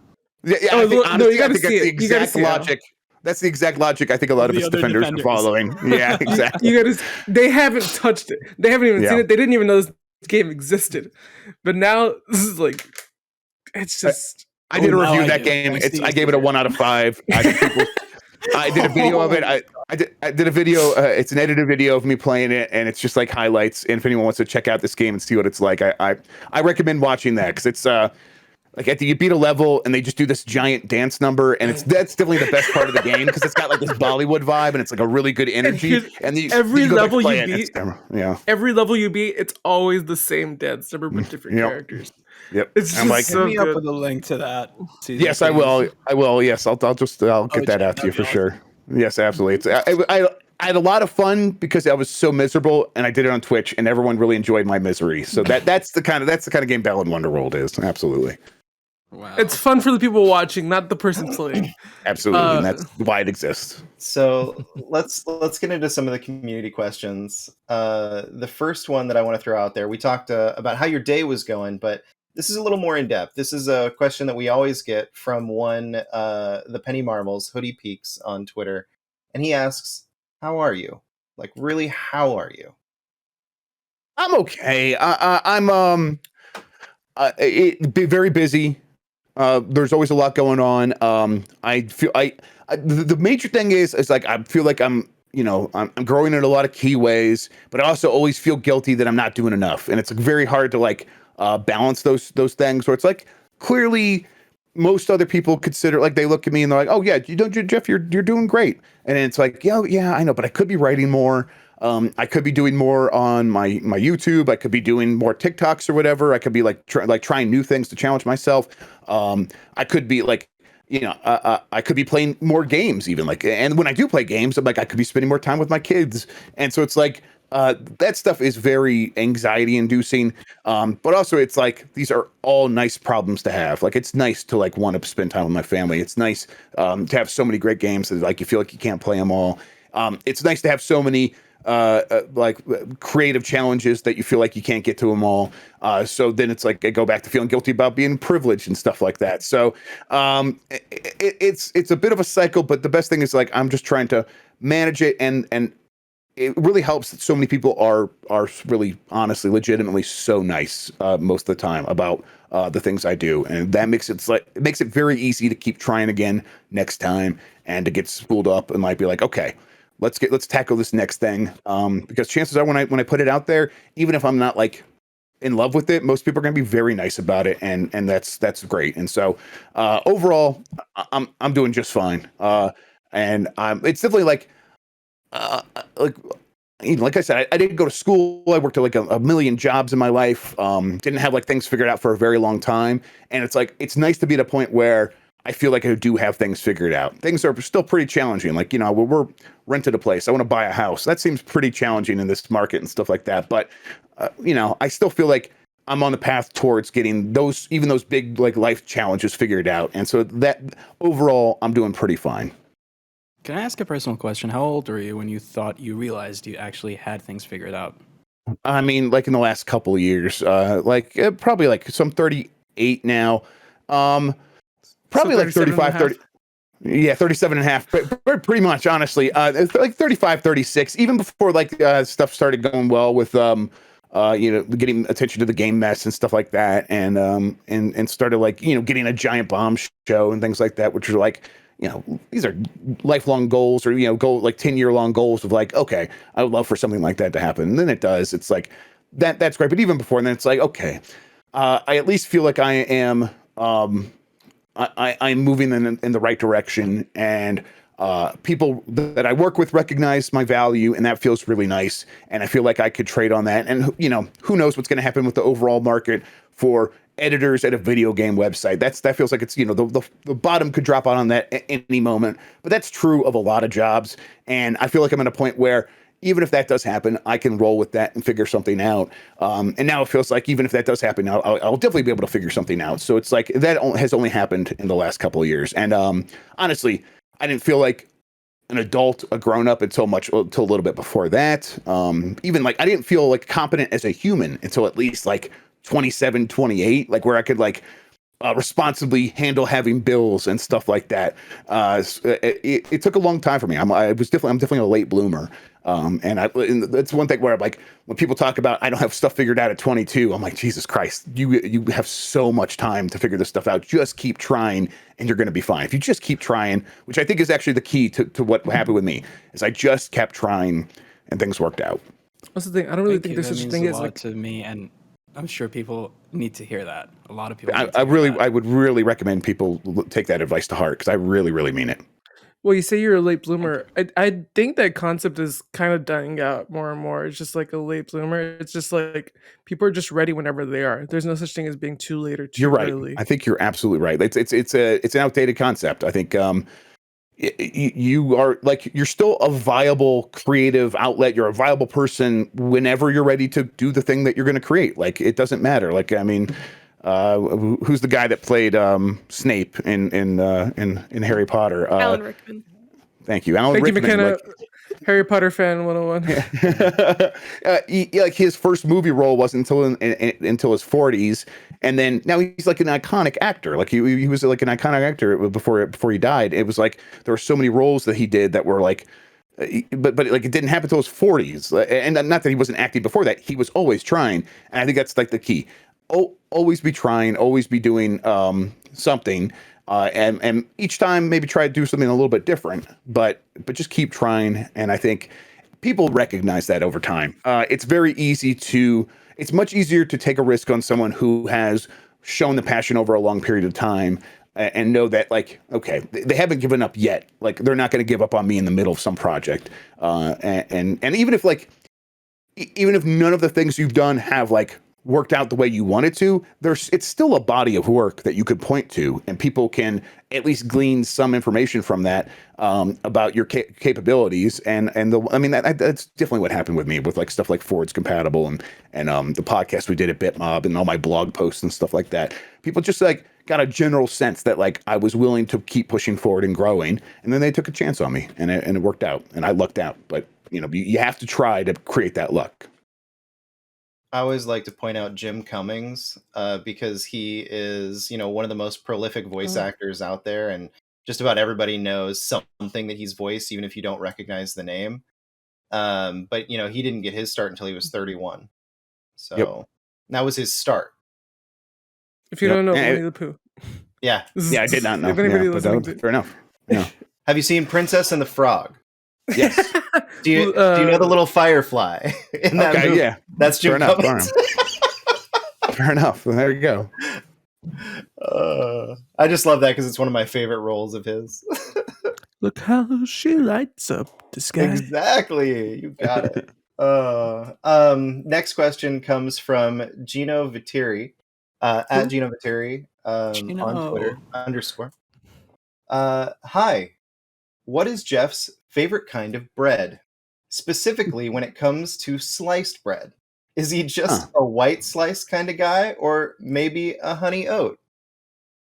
Yeah, I feel on my like disgusting bottom pits of my heart, it's still just like Wonder Bread. Like this, like the stuff I grew up on as a kid. Like I'm like looking for like a disgusting, just sugary bread that's like I want to make a peanut butter and jelly sandwich. That's like has that soft bread, Wonder Bread still. But at this point, like I can only eat so much Wonder Bread before it literally will kill me. So I like a honey oat. I used to work at Subway and like I said, Jimmy John's, and would bake some bread every once in a while, and I really got into sliced wheat and then making a tuna fish sandwich on that. And I really got into that, especially working at Jimmy John's with some like hot peppers. And I discovered their secret sauce inside their tuna fish was soy sauce, and so I make my tuna that way now. So yeah, I like just a honey oat, honey wheat sort of bread. That's probably my favorite now. I can't wait for all the articles about Jeff Grubb releasing the secret sauce. Yeah, comicbookmovies.com. Look out. All four people out here watching. It'd be the leading story on KFGD on Monday. No, well, technically, you didn't bake bread at Subway. You didn't bake any bread at Subway. Yeah, I baked a cake, right? Yeah, yes, that's right. Yeah, I believe that's in other countries. I don't think in the United States we still believe cake is bread, like God intended. Yeah, like God intended. No, Did you see that? There's like a Reddit post of somebody that went to Australia and had Australian bread for the first time, and they said it was life changing because there was no sugar in it. I bet. You know. Yeah, you bake bread at home. You tend to like mess around with stuff like that, and I've done that a little bit. And it's like, yeah, this is real bread. Okay, that's awesome. This is way better. All right, we have a second bread question from Gino. What kind of burger bun is best, smooth or sesame seed? Oh, this is a real good one. Sesame seed. You do a follow up for this. I like sesame seed. Yeah, I like sesame seed crust on pizza as well. So. Yeah, that's an easy one for me. No, right, well, we gotta. We have a problem with my question. Before I asked it, you guys are complaining about the question. I'm not complaining. I'm not complaining because we're all in agreement here. I just want to remind you, I'm on your side, but I just can't wait for certain people to. I just want Ben to hear Jeff Grubb say it. No, ask the question. I'm ready. Jeff Grubb say it. All right. You're gonna have to, if you will, please. You're gonna have to go into your deepest of heart, like heart of hearts, to answer this question. Oh, this is gonna. Oh. I'm ready to bear my truth to you all. Very hard. All right, so we have a fillet of chicken, right? A fillet, like a piece of chicken. Yep. Between two burger buns, and I give that to you, Mr. Jeff Grubb, and I say, "Here's your."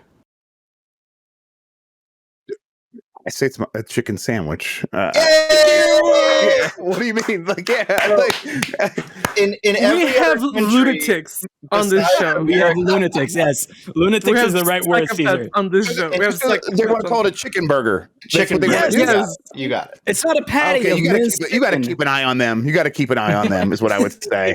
I told Ben, it's not ground up chicken. It's just like a chicken breast. You know what I mean? Like it's just like a fillet of chicken. Right. Like it's just. Like if you get like so like burgers is cow meat, right? So it's like but if you put like steak on a bread, it's not a steak burger at that point unless you unless you ground it up like burger meat. It's a steak sandwich. It's a steak sandwich, yeah. So by that logic, this would be a lobster burger, right? Correct? Yeah, that looks it's kind of ground up. No, it's not. It's actual lobster pieces. But this person it's kind of fuzzy. I don't know. Yeah, I would say that's just a lobster sandwich. It's a sandwich. Thank you. So in every other country, apparently, we've had multiple people from. Not true. I brought in people from Bahrain. I was in Bahrain. Yeah, no one in Bahrain. I brought in people from Bahrain saying this is a chicken sandwich. It would only be a burger if it was minced. Australia, the UK, New Zealand, some of the Asian countries. Burger style patty, I think. Yeah. It has to be ground up. It has to be ground up chicken. It has to be like yeah. Like Yeah, Floppy patty, Joes right. are between two burger buns. They're not burgers. I just find it really interesting because the origin, is from Hamburg, where they, kind of created the idea of like grounding up this meat and creating the hamburger. That's the reason it's called what it is. It came from Europe, but apparently it didn't stick. In Germany, It was lost on them. It's a chicken burger. Huh. Even I don't know. It's wild. We went on after a show, like we had stopped recording, and we sat here for I don't know how an hour, 90 minutes, something like that, just long. bickering over this subject. Here's the thing: it was 5 of us versus one guy Yeah. from New Zealand. Okay, so before we get too deep into this, let's move on. We have Nano. I'm gonna say polymath, but it's probably polymath. And Polymath. He says over on Twitter, will he ever take that Christmas jumper off? And I assume he's talking about your profile picture. Yeah, probably. No, never. That's gonna be, and we call them sweaters here. So no. I don't know. Jumper's better though. Like a sweater. Like this is my shirt for sweating. It's weird. Okay, but you gotta stay true to who you are. You gotta be American about it. You gotta be like, no, that's a sweater. It's not a jumper. Oh yeah. I'm not gonna call it. Well, no, a jumper. You can't give them the satisfaction. No, yeah, it's better, but I would never call it one. No, absolutely not. Like call sneakers trainers. I'm not out of my mind. Get out of here. Call shopping cart a While trolley. we're on the subject of your Twitter profile picture, I have taken over the show. I'm so sorry, Phil. I'm so sorry. Go for But it. if Phil and I had a baby, true or false, would it not look like you, Mr. I Jeff think Grubb? 100%. I mean, I think there's no way to know I'm not already the child of you and Phil. Yeah. How can we possibly know that? Honestly, it could go either way. It could be. It could go. Yeah, you nailed it. Actually, you're 100% right. I'm looking at you. Yes, you guys. That's so. Yeah, I've never seen something so true. Thank you. That's it for me. I got a question from of random questions. Hold on, I got a really random question from my boss. He didn't tweet it out, but he said he wanted me to ask you, why did they name the cute little caterpillar creatures in Hollow Knight after you? Why do they call them, grubs? I mean, I think that's just grubs are little worms and stuff. That makes sense. Like they existed before I did, to be fair. So yeah, like in terms of the actual creature on the earth. Yeah. So as I said, random question you wanted me to ask you today. So, I got a question from not OJ Simpson from the Override Man. Probably good. Is not OJ Simpson. Not OJ Simpson asks top 3 shampoos. I'm kind of a no poo guy these days. I just use mostly conditioner. Oh, you don't poo? Yeah, I don't poo. I've cut out pooing. I do sometimes. I'll use occasionally. I'll use like a fruit teas or whatever my wife has, but then I have my own conditioner because I'd like it's we're in Colorado. It's very dry here. Like the weather's very, very dry, and using shampoo just dries it out more. No matter what I do to moisturize it afterward. So you don't want to dry poo. So I just you want to avoid the dry poos as much as you can.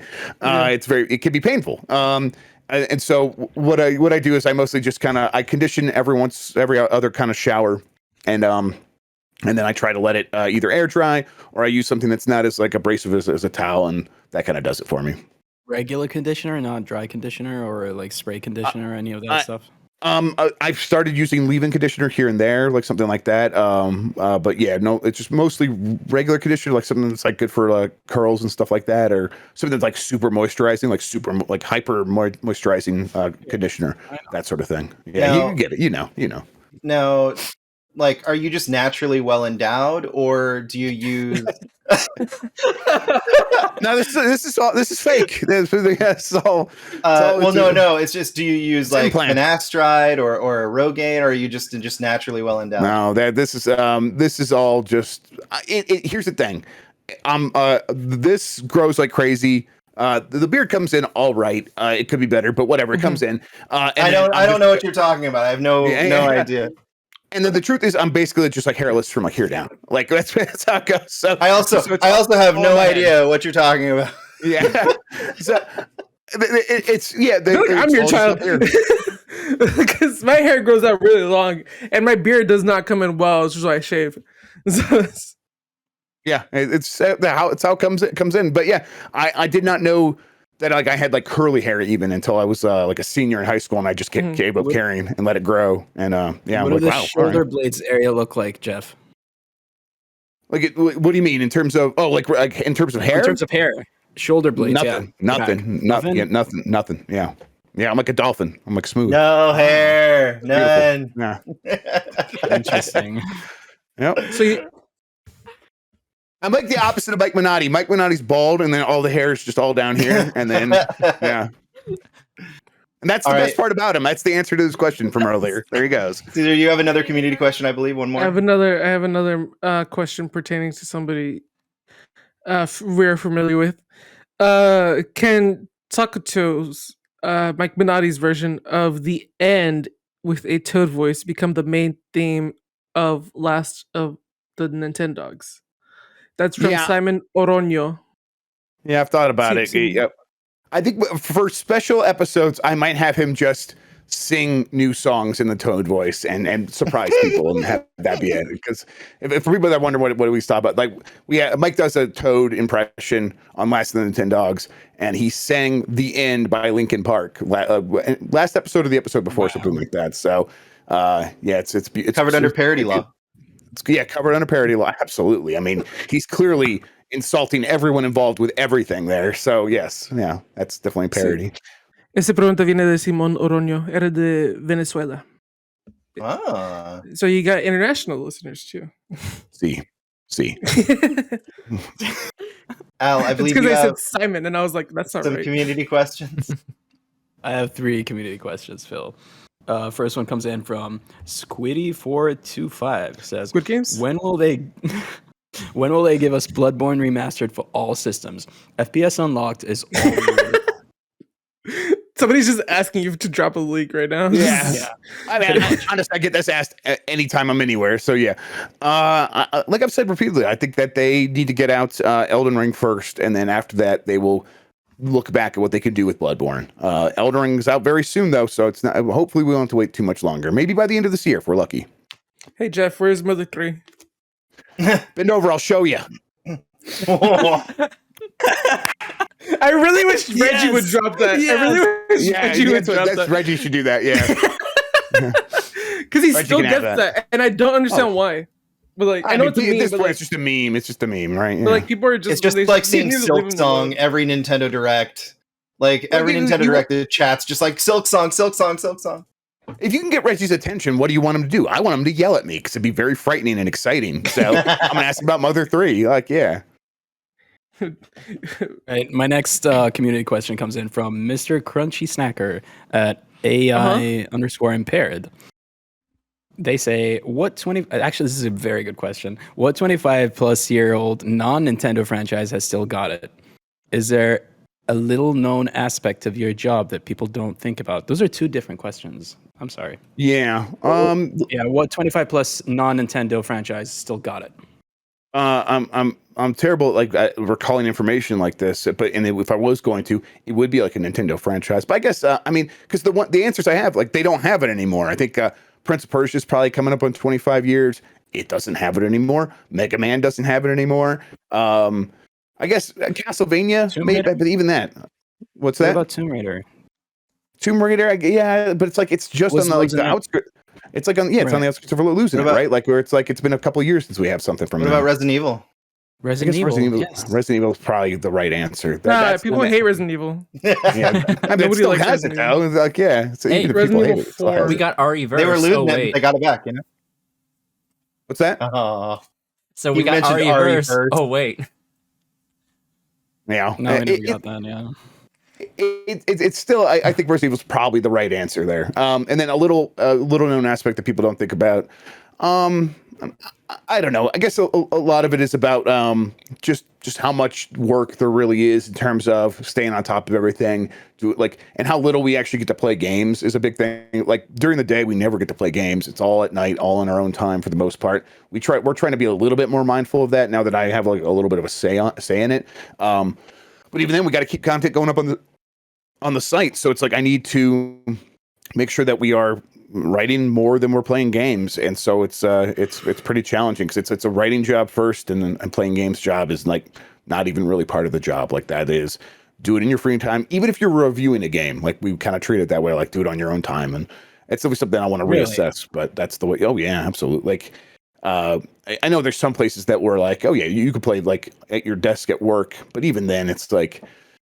Even they were mostly playing at home at night. And again, some of that stuff's changing a little bit, but yes, every review game I've ever done has been playing games in the evenings and on the weekend. I mean, I got one right now. It's like, I just got it. I'm like, oh, I'm so glad to have it for the weekend because I'll play it on the weekend and then I'll be able to work on Monday and then maybe play some more that evening and stuff like that. So yeah, it's a weird thing where it's like you do this job because you want to like get games for free or whatever, and have plenty of time to play games, and like make your job playing games, and it's like still very hard to find time to do that. Mm-hmm. Thanks. Great answer. I wanted to have one more, Phil, if you don't mind.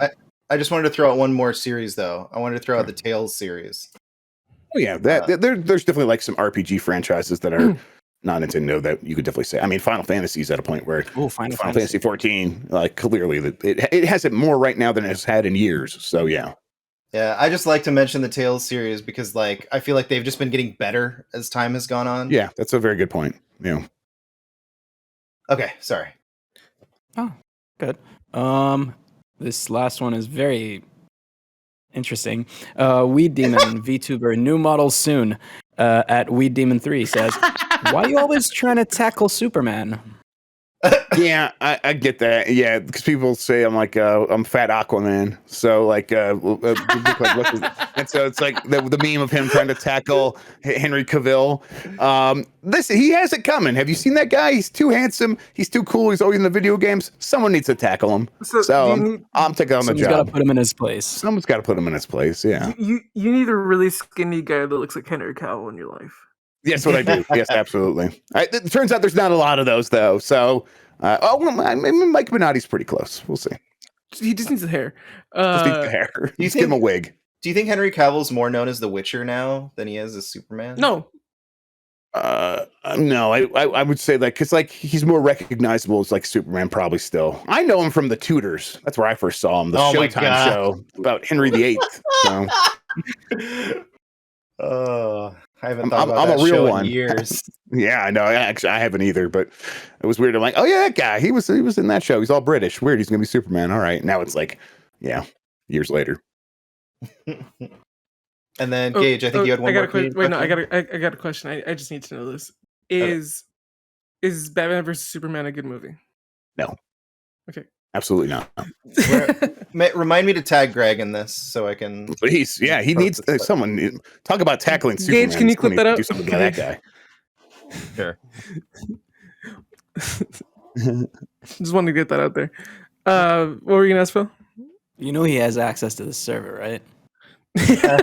He does. It's true. Oh, wait, McKenna, do you have any questions? Wait, I wanted to get Gage's last question. I wanted McKenna to get her own spotlight so we get all of her napkin questions and community questions at the same time. Boy. All right, so my last one comes from Sleepy Computer at Computer Sleepy on Twitter. When is Jeff gonna run for president of the United States? Yeah, I'm announcing my never. I'm at a real low point in my faith in a government. Like I've done I was like I'm reading some books and like listening to some like audible books and stuff like that. And the last one I read was about like how we kind of got to where we are, and it was about like going back to 2008 and the financial crisis and the moment when all those bankers at like AIG specifically got bonuses after we bailed them out. And it's like how the country's been broken ever since. I'm like, yeah, man, that sucked. And it's like looking around, like none of the people in charge now would have done anything about that either. So it's just like, it's very hard to have any faith in government right now. So I'm like, I'm just gonna 14 years later. Yeah, exactly. And I'm just gonna like be sullen about it and cynical from now for the rest of my life, aren't I? I think I am. You know. Before we get to McKenna's questions, I have to ask you, what are your thoughts on the green M&M? Oh my god! I think it's important that we as Americans have candy that we want to fuck, and if someone's gonna take it away from us, this is what the Second Amendment's for. No, please don't. No.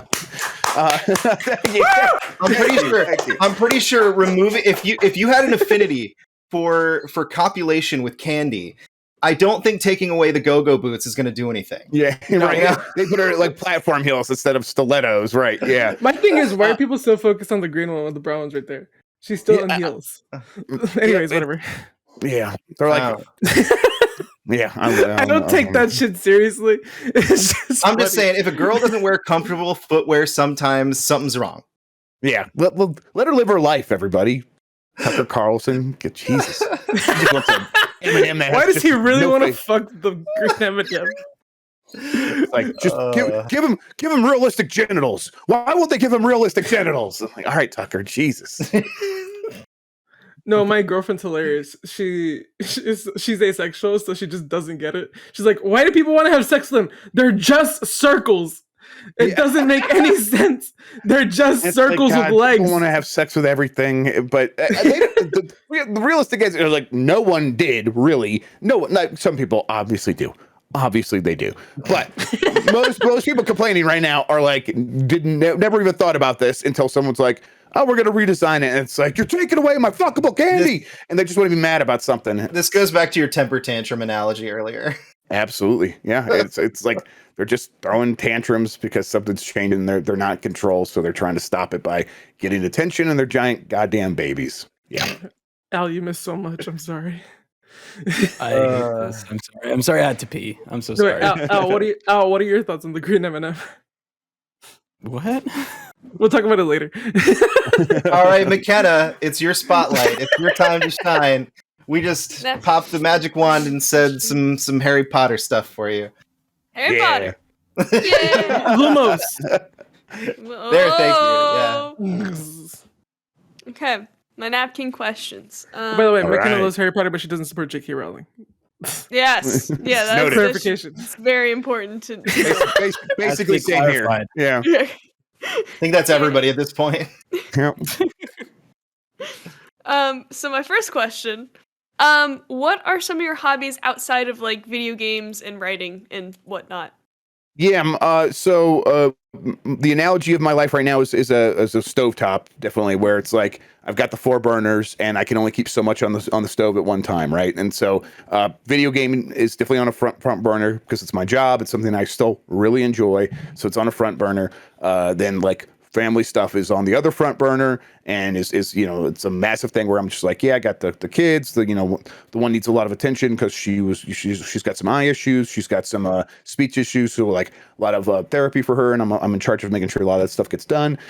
So it doesn't leave a lot of time for hobbies, but what I try to do is I try to make some. I'm trying to like focus on healthier ones. So it's like trying to bring books back into my life, more reading, something that's still pretty challenging because if I try to sit down with a book, I will literally be mobbed by children trying to jump and climb on me. So it doesn't really work. So I've tried to like do more exercising, and a lot of times that'll involve walks, and then I'll listen to books on tape at that point. And if I narrow that down and like actually describe like how do I define those things as a hobby? It's definitely like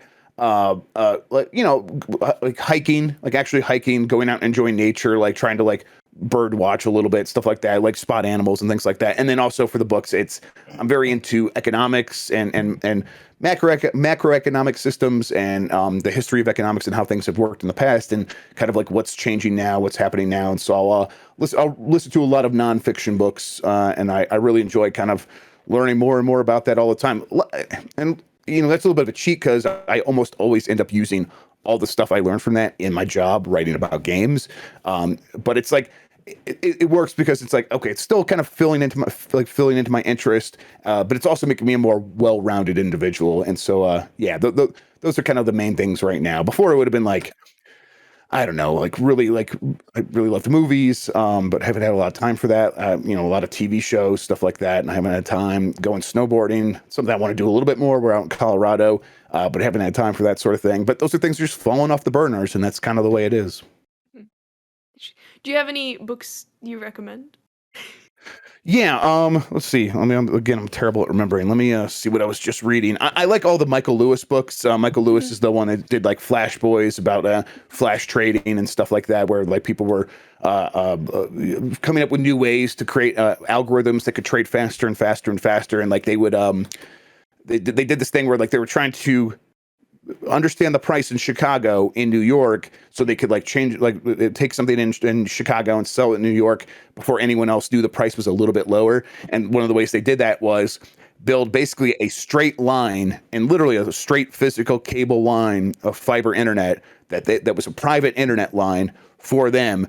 And they owned it, and they were like basically just using that to beat everyone else. They had to go through like the traditional internet route. That people have come up with methods to stop that now, like giant like cables that like loop to loop to loop inside the trading centers, so that everyone sort of gets slowed down. And so now that line has been, I think, bought by a company that basically wants to build their own private internet for video games. I think Riot even uses that line now and stuff like that. So it's like, yeah, Flash Voice is a great one. Basically, all the Michael Lewis ones though are fantastic. Oh, how interesting. Yeah, I haven't read any Michael Lewis yet, but he's definitely somebody who I want to read in the future and everything. His new one, The Premonition, if you can stomach it, about the pandemic, is fantastic. It is because it's like, oh man, there's people that figured this stuff out from the beginning. They knew before, like in like 2020 when we had those first reports of the people on the cruise ship over in Japan, and they were getting sick. And there was a guy who just basically, he looked at that and he described everything that was going to happen to us. He's like, okay, so if it happens like that in a cruise ship, really vulnerable places are going to be places like nursing homes and stuff like that. And he was able to basically predict everything. And we knew from the beginning, and no one listened to him, of course. But yeah, it was a really fantastic read. And that one just came out. It's really good. Mm-hmm. Oh, that's also interesting. And then my other question is, what has been your favorite part of working in the video game news industry? Yeah, it's mostly just being part of the conversation, being able to say, oh, I'm really interested in this thing, and putting out a tweet or having a podcast discussion and having other people say, yeah, I'm interested in that as well. Let's talk about that. It's my brain hyperfixates on these things a lot, and it's nice to have sounding boards of other people who are also a lot of times hyperfixated on these things to talk them through and come up with the new ideas. And I've always remained a fan. Like I'm a fan of like Kind of Funny Games Daily, and I'm a fan of the Bombcast.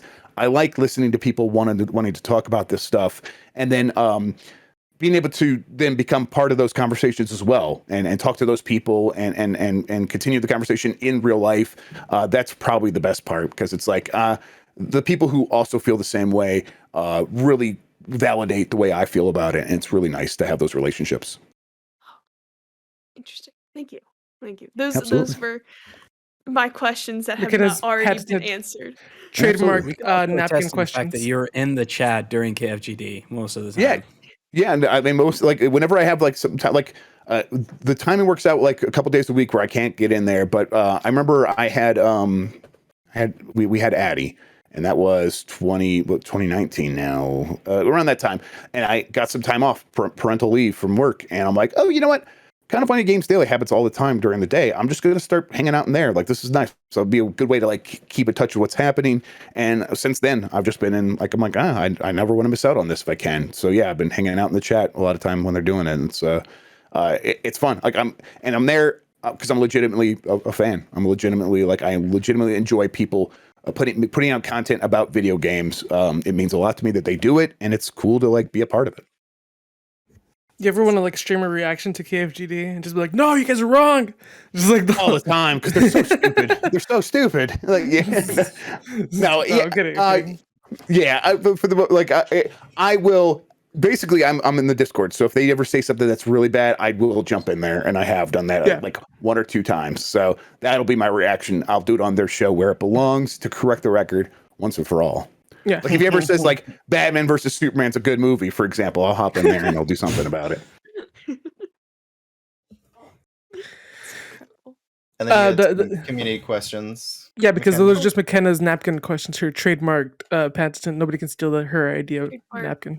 With I love it. My countdown math, it's math and questions. Are those like napkins you buy from the store, or are they just like from the restaurant or something? They're just spare that I have on my desk. Yes, okay. No, that's the right one. Yes, all right. I'm very glad to hear that. Good. All right, because that's those are the napkins I have in my house too. So yeah, absolutely.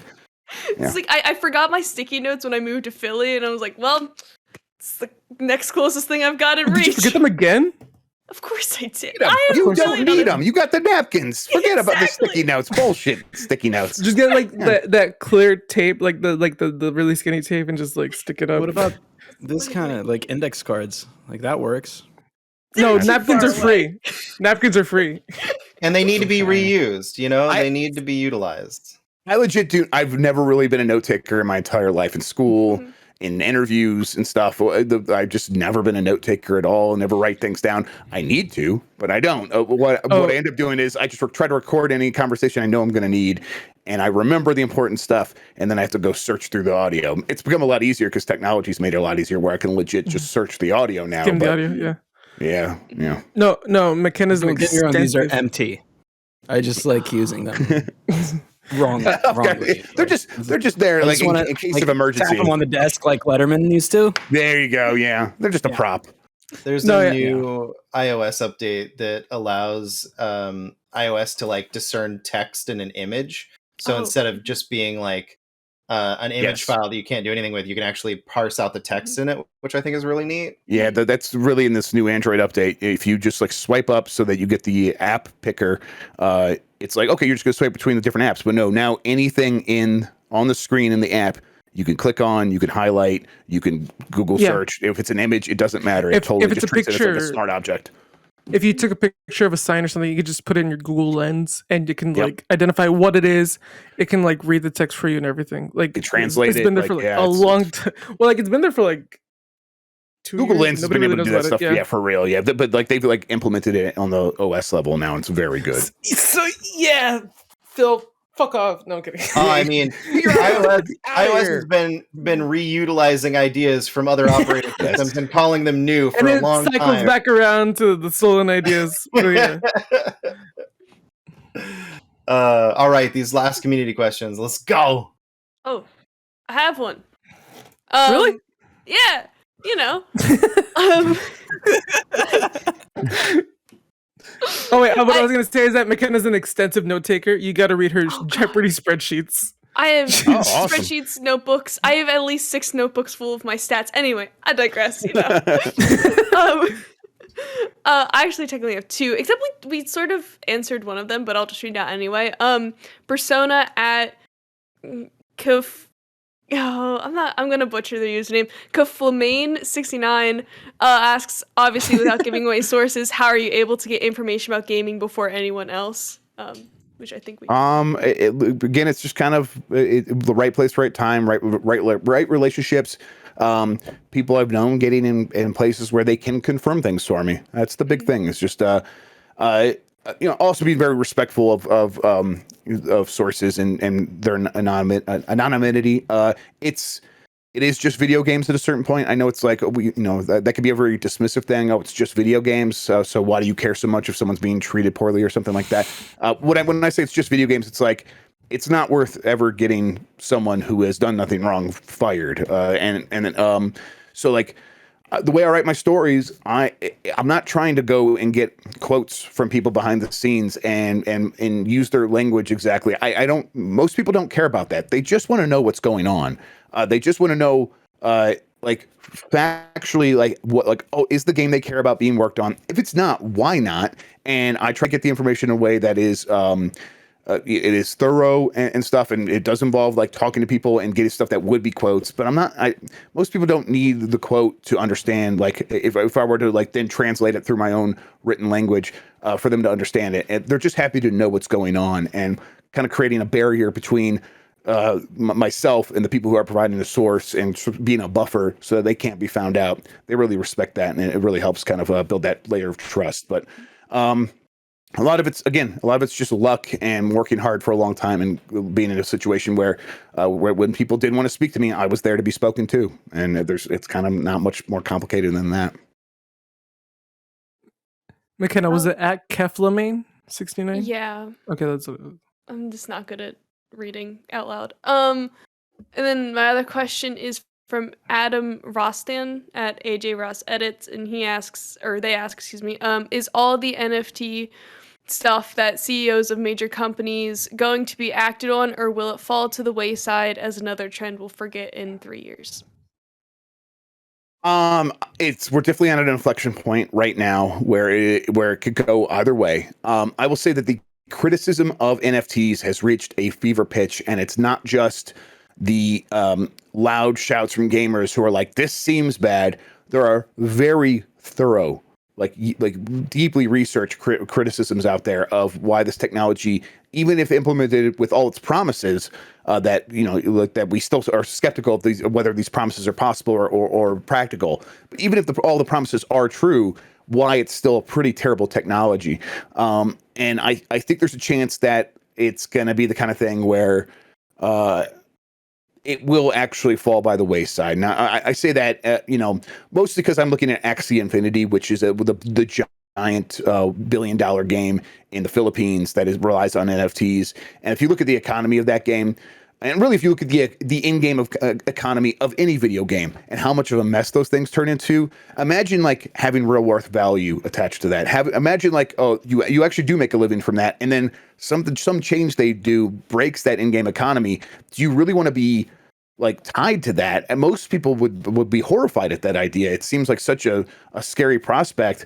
And that's exactly how it's working out in Axie Infinity right now. And it's like, I think a lot of people are going to look at Axie Infinity and be like, okay, it was an interesting thing, but this is just too much to manage. We don't want to be involved in this. We don't want to be, liable for all these different tax things with all these people who play our game and having to issue tax papers to them and stuff like that. So right now, my guess is this is going to go away. There's going to be another sort of a buzzword for investors to get their attention away from this. And in a couple years, we'll look back at NFTs and be like, that was a really wild and weird thing. But of course, it didn't go anywhere.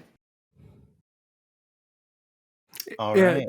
It's interesting because I was talking to Gage about it the other day, and it's like there are some ideas that are kind of interesting, kind of like the FCF has like, oh, you could discounted tickets or whatever, or like free VIP tickets or whatever. But at the end of the day, the environmental damage and just everything else behind it is just so harmful. I just don't know. I mean, even before the environmental damage, it's just it wants to turn everything in our lives into a stock market. Like, imagine if every game you played was a stock market, and now you like the person that you're playing a game with like a multiplayer game, you're going to go play with them, and are they trying to help you win, or are they trying to sell you something? Do you really want to have that skepticism built into every social relationship you have in video games? It sounds toxic and vile to me. And so it's like, even like if there was zero environmental damage, which is impossible to a certain extent because it requires energy to justify the existence of NFTs. But even if there was zero environmental damage, it just sounds like a recipe for destroying the fabric of video games to me. I think it's really interesting too, because if you put an NFT thing in a video game, it has this idea of being attached to the blockchain and building value and all this other stuff that they're trying to sell you on. But then what happens when this goes to the wayside, like so many other video games have, and just you can't play it anymore, it disappears? I mean, eventually you are the one left holding the hot potato, right? That's the thing. Eventually someone is going to be left holding this worthless asset, and that's it. That's the whole point. Is eventually like you just keep trying to sell this thing because you don't want to be the sucker. Like there's gonna be a sucker, and chances are, if you're playing one of these games and you buy something for a lot of money, chances are it's gonna be you. But if it's not, it's because you sold it to the next sucker, and it's like, what a terrible thing to put into your game to just ruin everything that you've built. All this good stuff that you clearly wasn't required to make a lot of money, because gaming's making a lot of money without NFTs. Well, crypto crashed this week, so there's hoping. Yeah, we'll see. It only took one news headline for me to realize that NFTs are definitely the devil. That's when Konami got into them. Yeah. Yeah, they wouldn't make a deal unless it was with the devil. You're right. So you don't want to be on the same side of history as Konami. Exactly. Speaking of stock markets, I said we wouldn't talk about it, but there is one thing I want to ask you about. Please. The Friday before the Microsoft announcement, Sony's stock started to drop heavily. But this was literally, I think, what the official announcement was like Tuesday or Wednesday. Tuesday. So I mean, did people know that this was going to happen? So they started selling their stock on Friday? Like, I mean, it's possible. I think that, stocks were dropping on Friday. Like, stocks were already on their way down. it didn't. Look, I'm looking at it. It's because we had Monday off because Monday was Martin Luther King Jr. Day.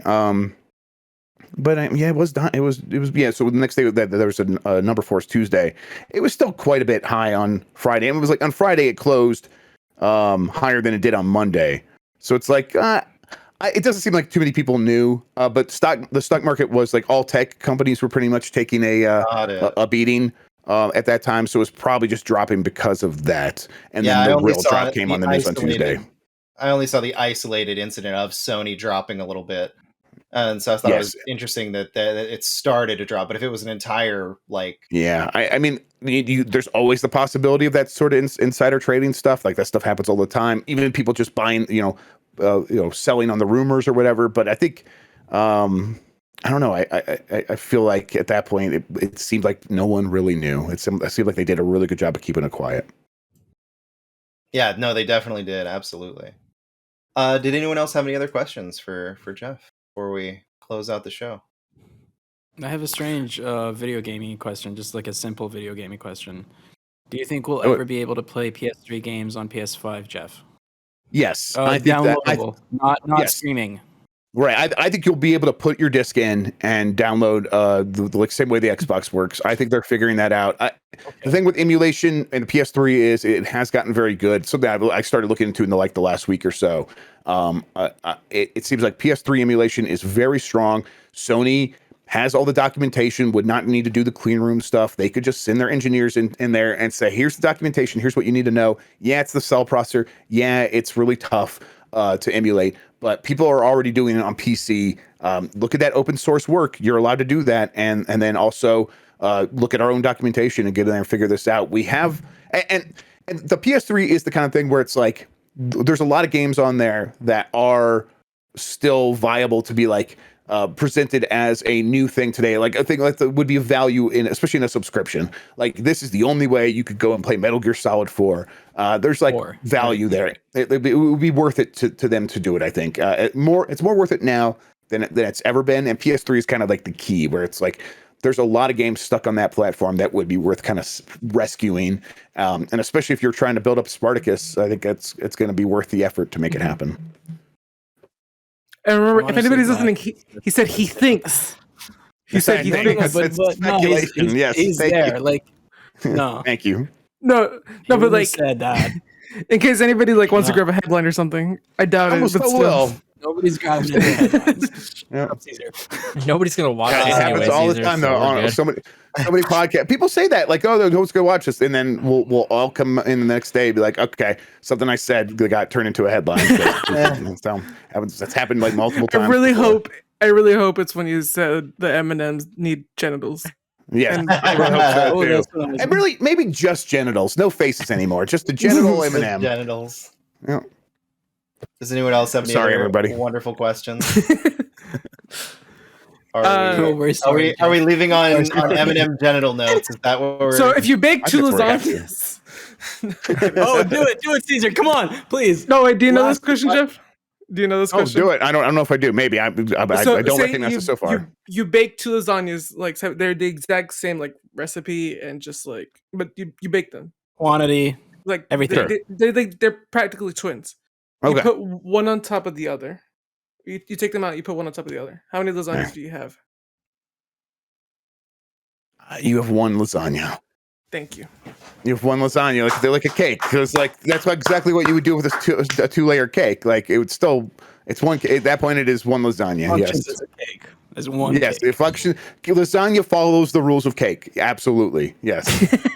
They're both carbs. The physical traits. Exactly. Yes. This might be the best episode of Out of Our League I've ever been a part of. I'm just saying. I'm glad I can show you guys the emotional support you need in your food opinions. Thank you. Yes, thank you. That's all I needed. All right. And with that, I think we're... I know sometimes you have really important questions you like to ask people in the industry. Is there anything you would like to ask today? Everything I've been interested in has been covered. So I think I'm personally, I'm good. This has been fantastic. Right. So I do have one question. So VentureBeat, GamesBeat, do you guys all kind of work out? It doesn't seem like there's a central location that you guys work out of. GameSpot has like the GameSpot, office, and IGN has the IGN offices. But I know that some people that you work with live across, the United States. Was that like a conscious decision when VentureBeat was being formed, that you guys wanted to have the ability to be able to hire from anywhere? So there was a VentureBeat office in San Francisco, and that was where a lot of the VentureBeat employees worked out of. But even when I started, even when I was like working like freelance for VentureBeat, like almost 8-9 years ago, whatever it is, there were still people that worked remotely. But for the most part, most people on the VentureBeat side were going into the office in SF. I've been there once or twice, like during GDC. I never worked out of the office. And I think the GamesBeat side, it might not even been a conscious decision. It's just sort of the way it worked out, where with gaming, it made more sense to like work remotely because, honestly, probably because it was cheaper than hiring someone in SF. Like it would have been really expensive to hire a gaming editor in that city. So, yeah, it was kind of something that just sort of naturally happened. And then with the pandemic, we were still, even the VentureBeat side was still considering like keeping the office around, and then, a few months in, it was like, all right, we got to take the rent that we're spending for an SF office and spend it on something else. And that eventually did happen. And now I don't know if there's any plans to go back in the office. Even if there is, I would not. Like I'm in Denver. I'm staying here. I'm not going anywhere unless it's like for a real massive opportunity or something like that. So yeah, it would not be to just go in the office and basically just do what I do anyhow. I've been working remotely this entire time, and it's been great. Works really well for me. It kind of is. It really fits. I remember I've mentioned I worked at a FedEx facility when I was like in my early 20s. I got fired from that job because I came in late too many times. It's like that's who I am going into a place. When I'm working at home, I can kind of create my own schedule, and I end up working like way more. I like working way more hours than I would in like a job where I go into an office or something like that. But it's something that fits my life a lot better. So I'm very grateful I've been able to work remote basically my entire writing career. That's cool. Yeah, I don't know the VentureBeat side of the business as much. I know right. You know the GamesBeat side though. GamesBeat we are completely spread across. Like Jason Wilson was in SF. He would go in the office. Dean is in SF. They would go in the office every once in a while. But even long before the pandemic, that was becoming much more rare, where they were just mostly working from home. And then, is there anything that you'd like to promote? Anything you'd like to throw out there? People I you'd don't like to know. spotlight? I feel like I've always like audience, Jeff. What's that? No, I'm sorry. I was just making a joke about our audience being very huge. If you want, like, if you're interested in or whatever, just maybe join the Discord, discord.gg/GameS. We got a really cool community there. We were playing, Mario Kart tournament yesterday. We got a Halo game night coming up pretty soon. That's a good way to like, keep in contact. And we're all like pretty tight knit there, even though that's kind of a bustling community now. There's like, I think we have like 1,000 members or something like that. So it's like, but there's like, everyone kind of knows each other's names and stuff like that. So yeah, come join it up. Yeah, there you go. Yeah, exactly. So yeah, there you go. It's perfect. Yeah, it's just discord.gg/GameS. Come hang out with us. Awesome. All right. I believe that is going to close out the show then. Thank you everybody for watching. If you like the show, please click the notification bell, hit that thumbs up button, all that great stuff that people do. Rate us on those podcast services where we'll eventually have all the episodes up someday, maybe. And yeah, thank you so much for watching and have a wonderful day.